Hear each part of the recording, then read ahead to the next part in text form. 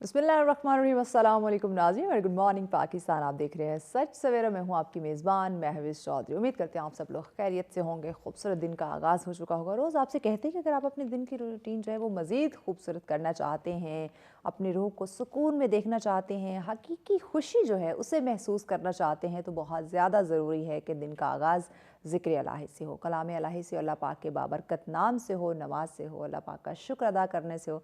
तो देखिएगा हमारे दिन भर की रूटीन किस कदर खूबसूरत होगी, और जिस कामयाबी की आपको ख्वाहिश है, जिस सुकून की आपको तमन्ना है, वो ज़रूर मैसर होगी। लेकिन उसके लिए अपने जो ज़िंदगी है, अपनी जो रूटीन है, वो उस तरह से बनानी होगी जैसे कि अल्लाह पाक चाहता है। जैसे हम अल्लाह को मानते, लेकिन अल्लाह की हम नहीं मानते, तभी हमें हकीकी खुशी जो है वो मैसर नहीं होती। तो ज़िंदगी खूबसूरत चाहते हैं तो ये रूटीन अपनी बनाइए, तो देखिएगा वाकई ही आपकी रूह जो है वो इत्मीनान में होगी, सुकून में होगी। इसी खूबसूरत बात के साथ प्रोग्राम का आगाज़ करते हैं।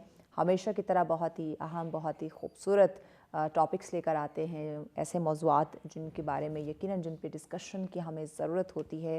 देखिए, एंटरटेनमेंट के लिए बहुत सारी चीज़ें हैं, मोबाइल फ़ोन में, सोशल एप्लीकेशंस पे हमें बहुत कुछ मिल जाता है, लेकिन अपनी ज़िंदगी को बनाने संवारने के लिए, अपनी शख्सियत पे काम करने के लिए ऐसी स्पेसिफ़िक चीज़ों की, ऐसी स्पेसिफ़िक मौज़ूआत के ऊपर डिस्कशन की हमें ज़रूरत होती है, ताकि जहाँ हम अपने कारोबार को बनाने में, ख़ुद को कामयाब बनाने में इतने मगन दिखाई देते हैं, इतना कंटेंट हमें नज़र आता है, वहीं पे जब बात आती है आपकी शख्सियत की, आपकी पर्सनालिटी की, आपकी खूबसूरती की, उस हवाले से हमें कंटेंट बहुत मिलता है, लेकिन वैलिड जो हमारे लिए मुफीद हो, जो हमारे लिए बेहतर हो, वो कहीं ना कहीं कम मिलता है। तो हमारा आज का टॉपिक आपकी खूबसूरती से रिलेटेड है।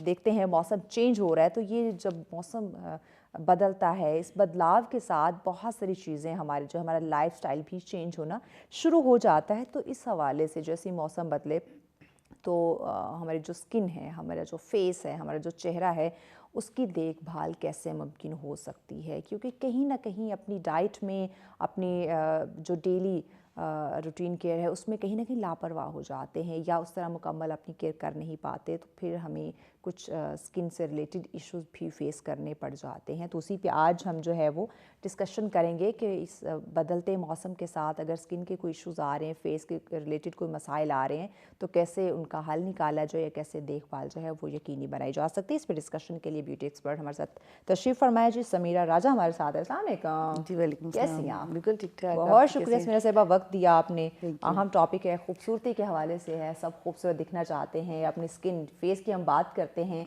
हमें अगर कहीं ना कहीं कॉन्फिडेंस देता है तो फेस। ये हमारा चेहरा, हमारी स्किन ही है, जी, जी। हम कॉन्फिडेंट होते हैं। अगर इसमें कहीं ना कहीं कुछ बिल्कुल, रूखापन हो, खुरदरापन हो, कहीं ना कोई कोई बिल्कुल, निशानात, कोई बिल्कुल। दाग धब्बे हो, तो हम हमारा सेल्फ कॉन्फिडेंस ना बिल्कुल, लूज़ होना शुरू हो बिल्कुल होता जाता है, है। बिल्कुल तो होता सबसे है। पहले तो बताइएगा कि जैसे अब मौसम सर्दी से गर्मी में तब्दील हो रहा जी, है, जी, आहिस्ता आहिस्ता बिल्कुल। मौसम गर्म होना जी, जी, शुरू हो गया है, तो रातें अक्सर जी, ठंडी होती ठंडी हैं, होती दिन गर्म होते जी, हैं, तो इसकी वजह से जो हमारी जल्द है, हमारी स्किन है, फेस है, जी। उस पर क्या असरात मुरतब हो रहे हैं?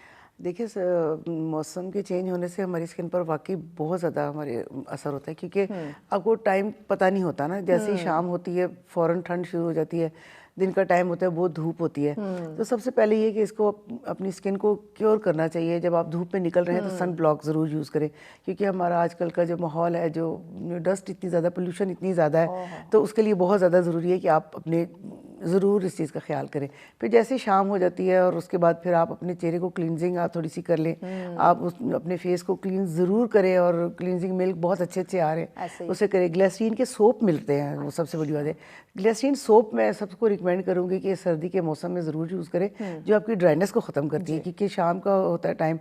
फिर दूसरी बात ये कि हम जैसे होती है ठंड होती है, हम गर्म पानी रात के टाइम हर एक को अच्छा लगता है, ज़ाहिर है ऐसे हम यूज़ करते हैं, लेकिन बहुत गर्म पानी जो है ना, हाँ।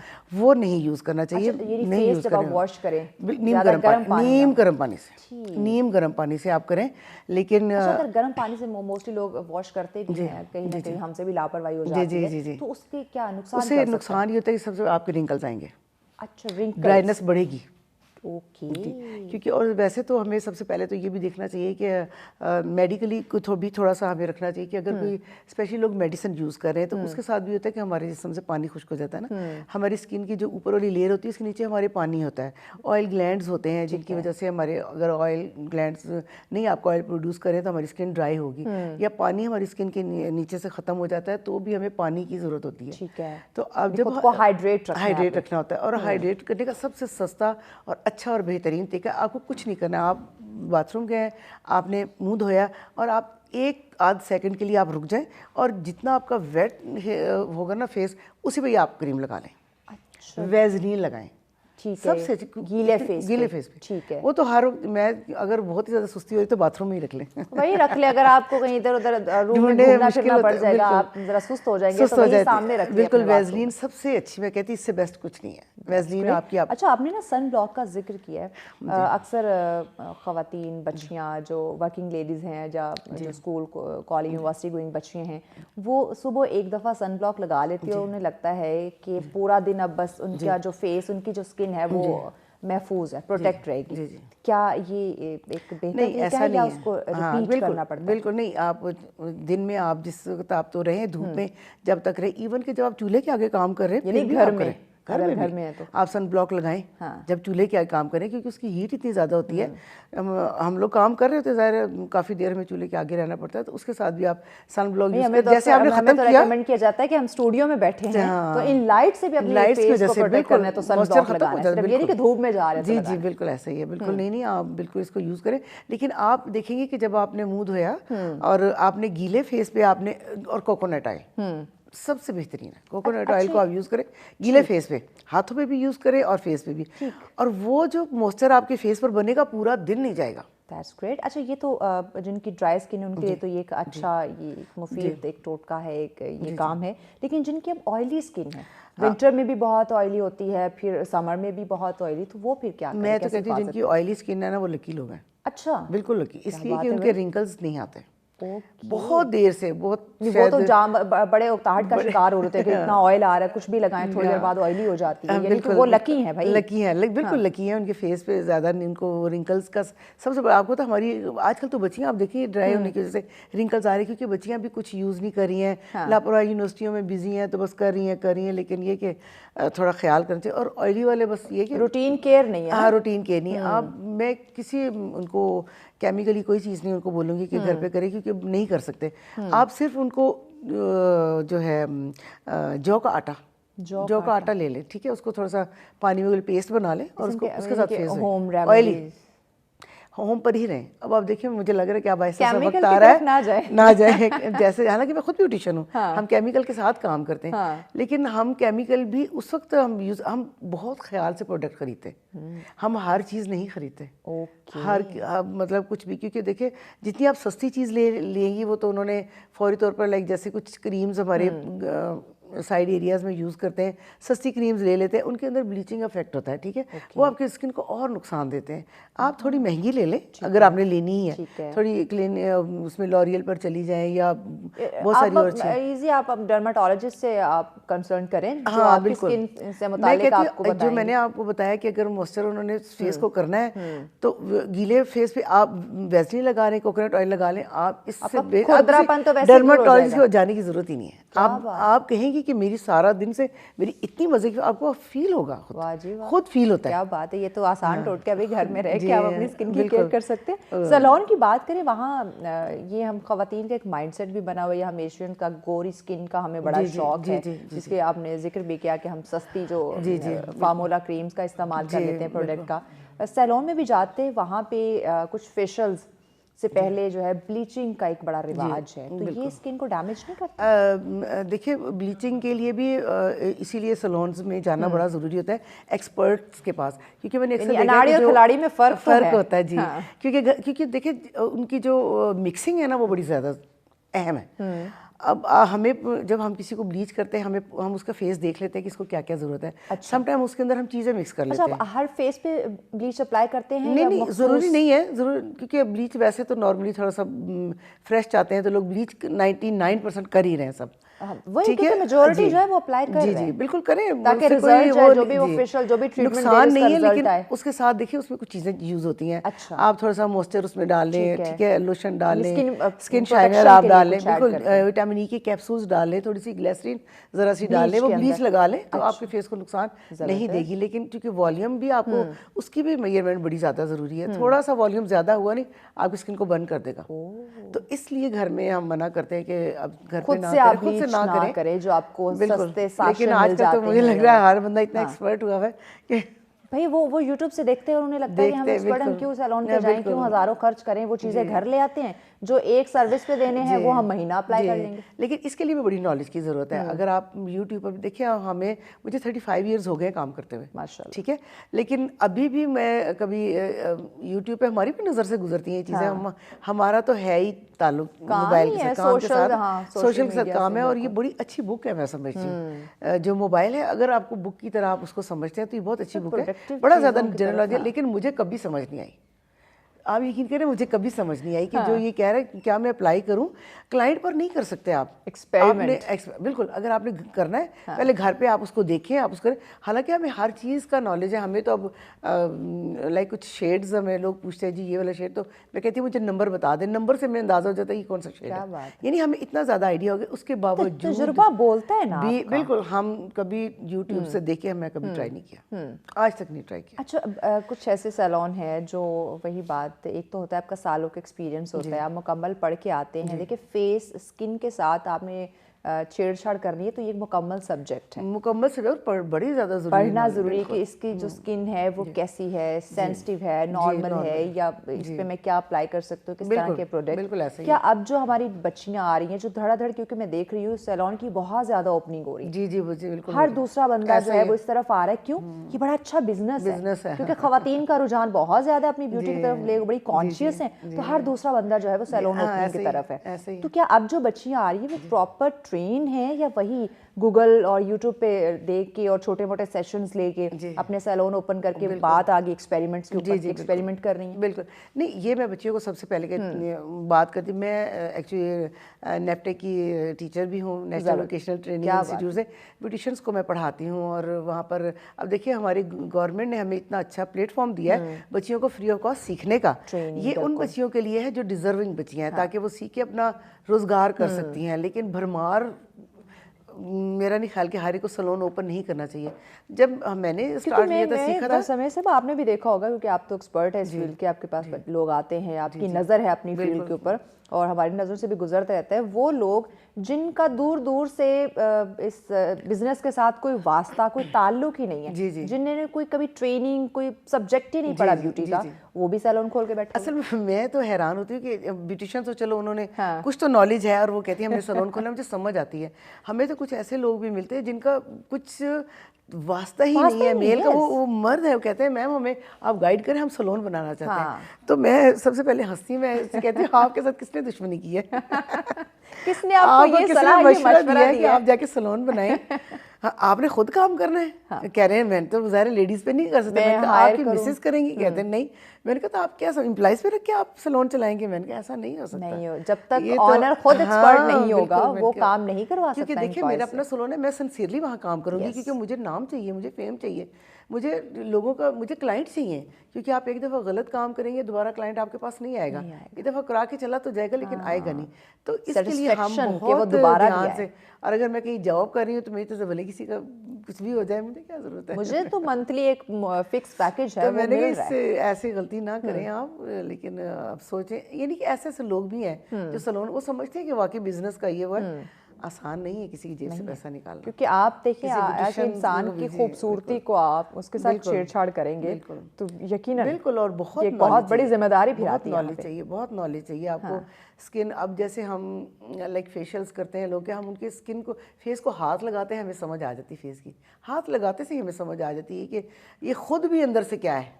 यानी हमें इतना एक्सपीरियंस हो जाता है, हम उससे स्किन को समझ लेना, समझ पर जैसे हम लेना कहते हैं ना आप। बाल आप किसी के पास जी, लेके जा रहे हैं हेयर बिल्कुल, कलर के लिए, तो वो बाल को देखता है पड़ता है ये ट्रीट हुआ हुआ है या वर्जन है या ये कितना डैमेज हुआ हुआ है। इसी बिल्कुल। तरह स्किन हम को उनसे भी कहते हैं आप रिलैक्स हों, कह नहीं हम रिलैक्स हैं। मैंने कहा नहीं आप रिलैक्स नहीं है, आपका फेस बता रहा है आप रिलैक्स नहीं है। कहती आपको कैसे पता चला? मैंने कहा बस ये हमें पता चल जाता, लेकिन आप बिल्कुल अपने आप को अगर आपने फेशियल कर लिया तो रिलैक्स है। अच्छा, फेशियल की बात आपने की, फेशियल जब करते हैं तो मखसूस कुछ प्रेशर पॉइंट्स होते हैं आपके जी, फेस के, बिल्कुल जिनको ऐसा ही ड्यूरिंग फेशियल उनको पुश करना ज़रूरी होता ज़रूरी है। होता है, तो क्या अगर आपको प्रॉपर वो प्रेशर पॉइंट्स नहीं पता और कोई गलत प्रेशर पॉइंट आपने उसको पुश कर दिया, तो इससे भी क्या आपकी स्किन डैमेज हो सकती है? डैमेज नहीं होती, एक्चुअली शाइन नहीं आएगी आपके फेस पे। अच्छा, वो रिजल्ट जो आप चाहते हैं रिजल्ट वो नहीं आएगा। क्योंकि आपका जो कर रहा होता है उसका और जो जिसका काम हो रहा था उसका बॉडी रिलेशन बड़ा ज़रूरी होता है, बड़ा अच्छा होता है, आपके हाथों में होता है। क्योंकि जब फेशियल जब हम कर रहे थे तो हम टच करके रखते हैं क्लाइंट को, हम हाथ उठाते नहीं, एक हमारा हाथ रहता है उसके फेस पे। हमने कोई क्रीम लेनी है तो हमारी उसके साथ रहती कम्युनिकेशन, हम बिल्कुल हाथ उठा के फेस काम नहीं करते। यानी इतना ज़्यादा इस चीज़ का फ़र्क पड़ता है। लेकिन बिल्कुल, तो तब फेशियल्स अच्छे होते हैं क्योंकि आपके हाथ की मूवमेंट, आपके प्रेशर पॉइंट एग्जैक्टली जब आप करेंगे क्लाइंट भी रिलैक्स होता है। बहुत दफ़ा तो क्लाइंट सोए होते हैं, हम करते हैं काम। ये उस पे बात आती है नहीं, आपकी एक्सपर्टीज पे आती है कि आपको कितने अच्छे से पता है ड्यूरिंग फेशियल आपने किन प्रेशर पॉइंट्स को आपने टच करना है, पुश करना है, और वो फिर आपको एक रिलैक्सेशन का एक एनवायरनमेंट देता है। अच्छा, ये हम डिफरेंट फेशियल्स करवाते हैं, इसका दौरानिया क्या होना चाहिए कि स्किन केयर के लिए मौसम चेंज हो रहा है या डेली 45 मिनट हर फेशियल का। 45, लेकिन कितने एक फेशियल हमने ले लिया है फिर कितने दिन या कितने 1 मंथ के बाद 1 मंथ के बाद? लेकिन जैसे एक्नी वाला फेस है तो उसके लिए फिर सेशन होते हैं, 10 डेज के बाद एक फेशियल आप ले ले। क्योंकि और जो हम जैसे वर्किंग लेडीज हैं जो डेली मेकअप करती हैं, उनको कितने टाइम बाद फेशियल लेना चाहिए? आपकी तो खुद की स्किन इतनी प्यारी है, इतनी अच्छी है आपको लेकिन जरूरत तो हमें भी होती है ना। बिल्कुल, क्योंकि पोल्यूशन बहुत है, आपको बहुत जरूरी है। क्योंकि डेली देखिए आप इतना मेकअप लगा रहे हैं, फिर आप लाइट से, फिर आप देखिए डस्ट है, क्लींजिंग एवरीडे रोजाना रात को वो तो होता है, उसके बगैर आपका नहीं होगा। क्योंकि आपका फेस मॉइस्चर रहेगा तो आपकी रिंकल्स, सबसे पहले रिंकल्स आते हैं रिंकल्स। ठीक है, अच्छा समय से ब्रेक लेनी है, ब्रेक के बाद नाज़रीन मजीद भी जानते हैं इनसे कि स्किन केयर के लिए और कौन कौन सी ऐसी चीज़ें हैं जो ये रेकमेंड करती हैं, डेली रूटीन में किन चीज़ों को हमें शामिल करना चाहिए, अपना लाइफस्टाइल कैसे हम उसको बैलेंस करें, मैनेज करें ताकि खूबसूरती भी बरकरार है। तो इस पर मजीद भी बात करते हैं, लेकिन इस ब्रेक के बाद साथ रहिए। वेलकम बैक नाज़रीन, आप देख रहे हैं सच सवेरा। आज हम बात करें आपकी ब्यूटी के हवाले से, आपकी खूबसूरती पे आज डिस्कशन हो रही है। स्किन की जब हम बात करते हैं, चेहरे की जब हम बात करते हैं, देखिए जब आप अपने आप से सेटिस्फाई होंगे, जब आप ख़ुद को आईने में देखेंगे और कहेंगे कि आई एम वेरी ब्यूटीफुल, किसी किस्म के कोई आपके फेस पे कोई दाग धब्बा दाने कुछ भी नहीं है, तो यकीनन आप में एक कॉन्फिडेंस जो है वो आता है। लेकिन अगर कहीं ना कहीं आपने अपनी रूटीन डिस्टर्ब कर रखी है तो उसके जो असरात है वो डायरेक्ट आपके फेस पे नज़र आते हैं। तो किस तरह से आप अपनी स्किन की देखभाल कर सकते हैं, केयर कर सकते हैं, किन चीज़ों को अप्लाई करना डेली, यानी कि डेली रूटीन में शामिल करने की ज़रूरत है, उसी पे हम बात कर रहे हैं। समीरा राजा हमारे साथ मौजूद है, उनसे हम बात कर रहे हैं। अच्छा, समीरा साहब, बात हो रही थी डिफरेंट ये डेली फेशियल्स या डेली रूटीन केयर के हवाले से। कुछ लोग हैं वो घर में फेशियल ले आते हैं और ख़ुद अप्लाई करना शुरू कर देते हैं, हफ्ते बाद कर लिया, 10 दिन बाद कर लिया, जब भी टाइम मिला वो फेशियल की तरफ आ जाते। तो घर में खुद फेशियल करना ये बेहतर, यानी एक तो होता है क्लींजिंग, वो डेली करे वो एक अलग चीज़ है, लेकिन फेशियल मुकम्मल जो है वो खुद करना वो सही रहते हैं चेहरे के लिए? क्योंकि देखिए हम एक स्ट्रोक होते हैं ना, हाँ, कि आपके हाथ, आपकी मूवमेंट, मैंने बताया था कि हमारा अपना इतना फेस के साथ कम्युनिकेशन होता है कि आप क्लाइंट को फील होता है, मतलब हम हाथ नहीं उठाते हैं तो घर के अंदर उन्हें पता नहीं होता एक्चुअली क्या स्ट्रोक कैसे उठाने हैं, यानी खुद तो आप खुद नहीं कैसे करना चाहिए। क्लींजिंग कर ली काफ़ी है, लेकिन फेशियल के लिए मैं मना करूँगी। फेशियल नहीं करें क्योंकि आपको रिजल्ट ही नहीं आता ना, आपकी फेस ही नहीं शाइन करता। हम फेशियल्स करते हैं कम, जो फेशियल हो अच्छा फेशियल हुआ हो तो मैक्सिमम आपका 15 डेज तो रिजल्ट देना चाहिए फेस को। 15 डेज के बाद फिर आहिस्ता आहिस्ता आपको पता है जैसे रूटीन वाइज थोड़ी सी होती है तो मेकअप वेकअप करिए, कुछ ज़रा चेंज हो जाती है तो फिर आप उसके बाद करें, लेकिन घर पे नहीं करना चाहिए। जो एक बहन एक दूसरे का कर रही होती हैं, या खासकर ब्लीच भी मैंने देखा कर लिए, इवन के बाल घर पे कर रही होती हैं, ब्लीच कर रहे होते हैं, उन्हें पता ही नहीं होता, बिल्कुल ऑरेंज करके फिर रही होती है। खुद पे एक्सपेरिमेंट ना करें। हम बात करते हैं कि सैलून वालों ने हमारी स्किन के साथ छेड़छाड़ किया तो उस वजह से डैमेज हो गया, लेकिन उसमें कहीं ज़्यादातर हाथ हमारा अपना होता है जो घर में हम एक्सपेरिमेंट कर रहे हैं। सैलून्स पर भी हो जाते हैं, ब्यूटिशियन से भी हो जाती है, सम टाइम थोड़ा हो जाता है, लेकिन उसमें ये मैं अव्वल तो अल्लाह का शुक्र है कभी ऐसा हुआ नहीं है कि कभी मैंने कोई ऐसा काम किया हो जिससे थोड़ा सा कोई प्रॉब्लम हुआ हो।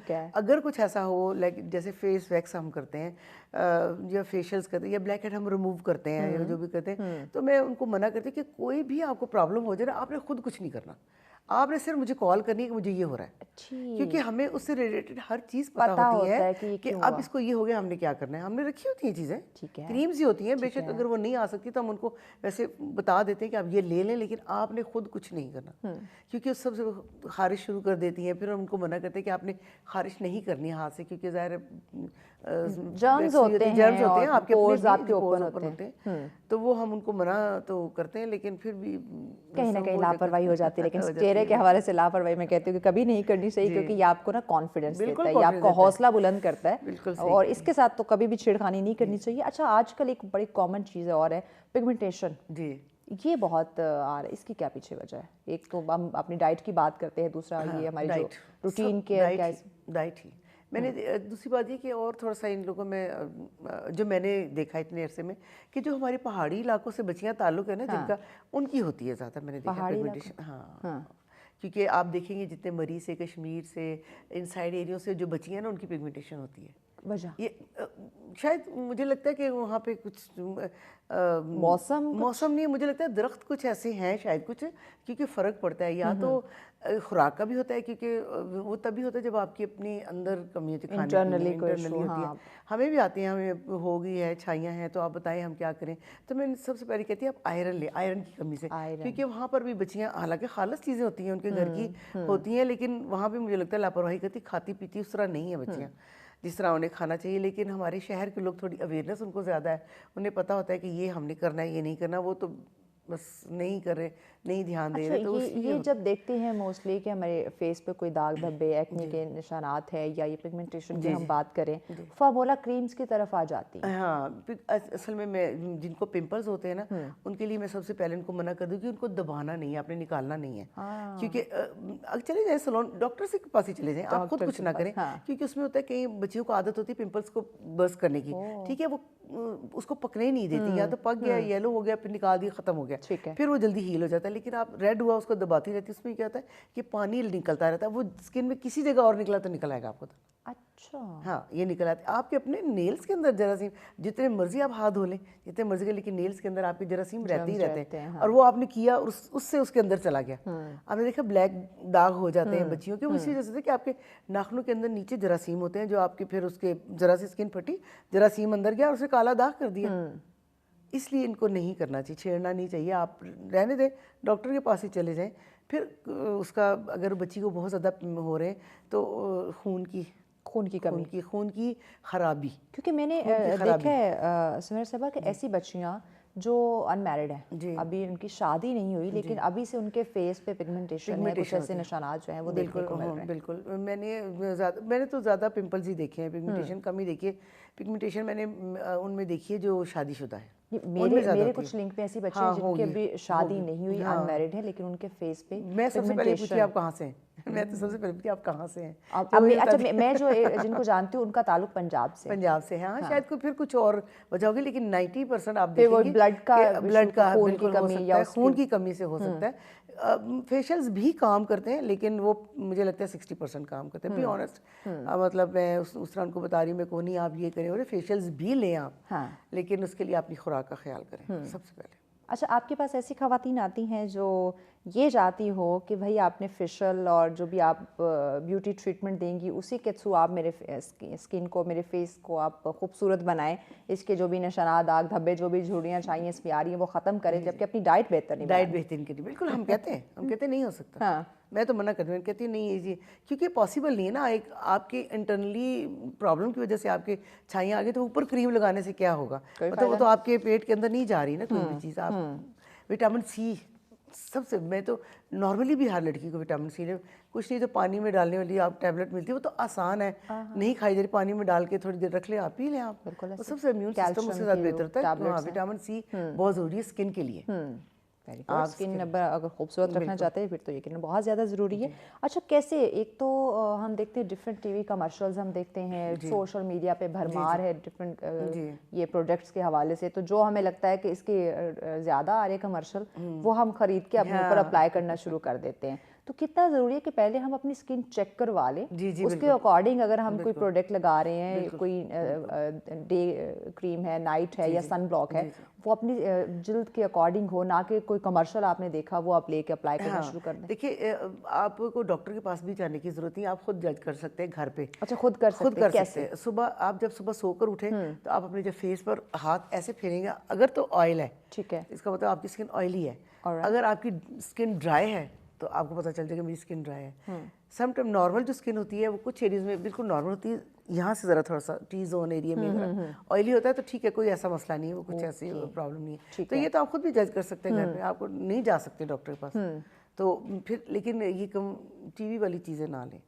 हम करते हैं ना, करते हैं, हम मैं ये कहती हूँ चीज़ें देखते हैं कि भाई फलां एक्ट्रेस का जी, कमर्शियल हाँ, आ रहा है हाँ। और फलां प्रोडक्ट लेकिन की वो वो कितना एडवर्टाइज सफ़र कर रही है, करी तो वो होती बड़ा हैं, अच्छा होगा। वो कितना सफ़र करी होती है, ये सिर्फ हमें पता है क्योंकि मैंने भी इन लोगों के साथ भी बहुत काम किया है। क्योंकि मैं मैरियट में मैंने जॉब की, मैंने 20 साल वहाँ काम किया है, तो सब ये लोग वहाँ आते थे, मैं इनकी स्किन देखती रहती थी क्योंकि वो भी बहुत ख्याल करती थी।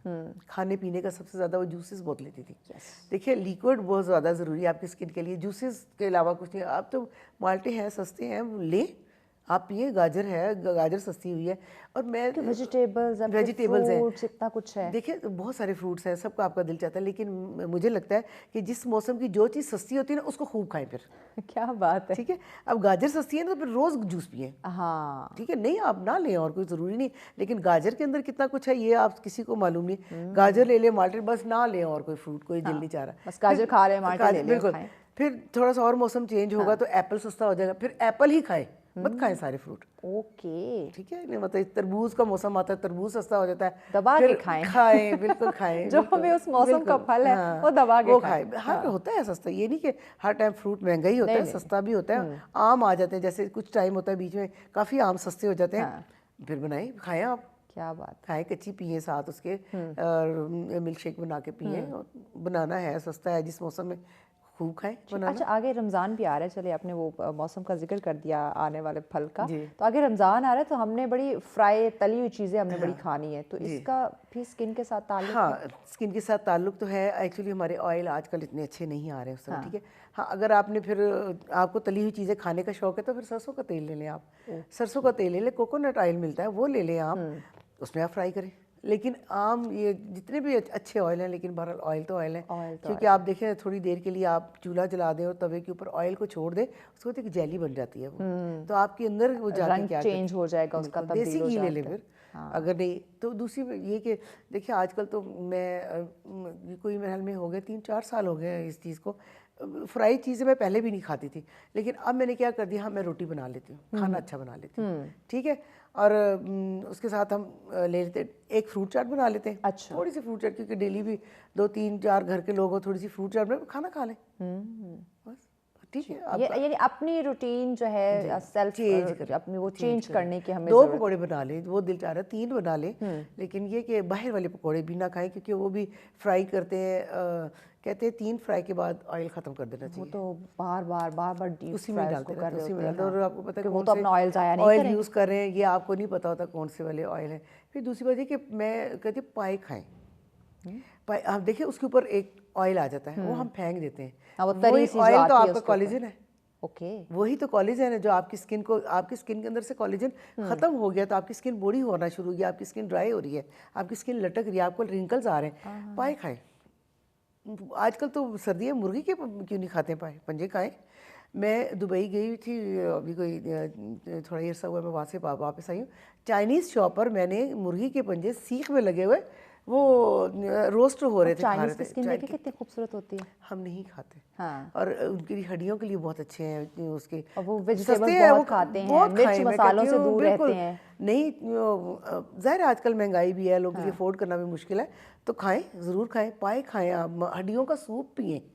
हड्डियाँ ले आए, उनका सूप निकालें, उसमें देखें ऑयल आ जाता है ऊपर, उस ऑयल के समेत ही पिए। क्या बात। ऑयल हटाएं मत, क्योंकि वो फैट नहीं है। एक्चुअली तो हमें फैट की भी ज़रूरत है ना, हमारे अंदर चिकनाई होगी। अब क्या हो रहा है कि हमारे घुटने और ये ज़्यादा जल्दी खुश्क हो रहे हैं क्योंकि हम अंदर चिकनाई नहीं है, हम खा नहीं रहे। खुराक, लाइफस्टाइल, और फिर वो तमाम चीज़ें जो है वो हमारे फेस पे देखिए हमारी जो माएँ थी, हमारे जो चचा वगैरह, जो भी हमारी बड़े बुजुर्ग थे हमारे, आप देखिए वो कितना कितना पैदल चलते थे और बड़ा हम थक जाते, वो नहीं हम थकते तो थे। 1 फ्लोर 2 फ्लोर चढ़ने और सीढ़ियाँ तो नहीं चढ़े जाएंगे। नहीं चढ़े जाते, थक जाते। क्यों? इसलिए कि वो लोग देसी घी खाते थे, हड्डियों के सूप पीते थे, वो कोई चीज़ नहीं फेंकते थे। ऐसे ही और हम तो कुछ भी नहीं खाते, नखरे कर रहे होते हैं, मुझे ये फल नहीं स्मेल खाना, आ ये रही है, सब्जी घी नहीं से खानी। स्मेल आ रही है। तो फिर ये जो स्किन के इशू हैं, फेस के, चेहरे के, वो तो आएंगे। कोई कुछ ना कुछ तो हमारी स्किन पे ऐसा होगा कि रफ नजर आएगी, बिल्कुल हो रहा है, या हम वक्त से पहले बुढ़ापे की तरफ जाते हुए दिखाई देंगे। अच्छा, एक और फेशियल, हाइड्रा फेशियल, जी। क्या ये कराने से हम कह सकते हैं कि हमारी स्किन जल्द जो है वो फ्रेश हो जाएगी? हाँ, हाइड्रा फेशियल अच्छा आ रहा है, लेकिन हाइड्रा फेशियल के लिए भी टीन एज को नहीं कराना चाहिए, मेरा ख्याल है। भी बहुत जल्दी, अगर जब तक कोई प्रॉब्लम नहीं है उसकी स्किन पे, पिंपल्स है या उसके ठीक नहीं हो रहे हैं, ज़ाहिर बच्चियों की शादियां भी होती हैं सब, तो उसमें अगर वो हाइड्रा फेशियल ले लेती है तो अच्छी चीज़ है। लेकिन आप 30-35 के बाद आप हाइड्रा फेशियल लें आपकी। लेकिन आजकल तो जो है वो ट्रेंड हो गया, ट्रेंड है, और जो यंग बच्चियां हैं, कम एज की बच्चियां, वो भी फेशियल करवा रही हैं। जो नहीं, वैसे फेशियल कराएं आप, मैं उनको बच्चियों को कहती हूँ।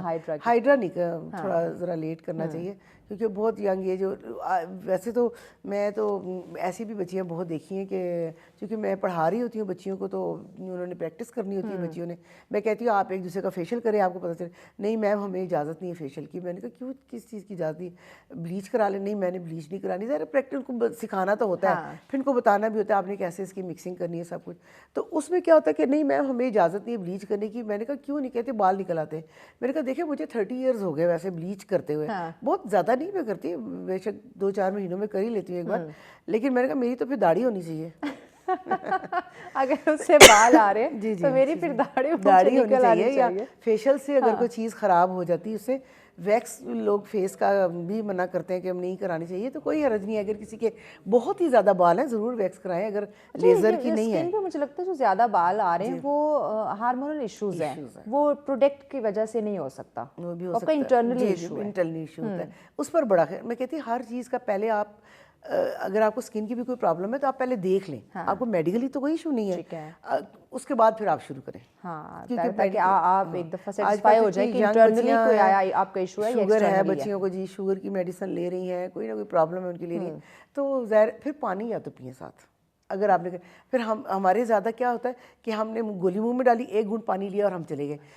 गोली का मैदे के अंदर जाना बड़ा जरूरी। यहाँ अटक गई तो यही इन्फेक्शन कर देगी, खुराक की नाली में रुकी रही ना। बड़ी बात है, क्योंकि वो तो आप पानी के साथ गोली कैसे खा सकते हैं जब तक वो पूरा ग्लास पानी न पी। क्योंकि मैंने देखा है 1 घूंट पानी पिए और चलेगी, फिर जहाँ गोली आप रहेगी वो तो वहाँ पिघलेगी, मेल्ट हो जाएगी जब, तो वो फिर वहाँ इन्फेक्शन, क्योंकि मैदे के जाके इंटरनली इशू फिर एक्सटर्नली आपकी बॉडी पे ज़ाहिर होता है। जी, इसलिए गोली को मैदे तक पहुँचाने के लिए तो पानी पिए। अच्छा, हाइड्रा फेशियल की हम बात करें, हाइड्रा फेशियल कहते हैं कि आप एक्सपर्ट से करवाएं। बिल्कुल एक्सपर्ट, क्योंकि ये भी जैसे हम बात करते हैं, ये डर्माटोलॉजिस्ट की ये एक फॉर्म है।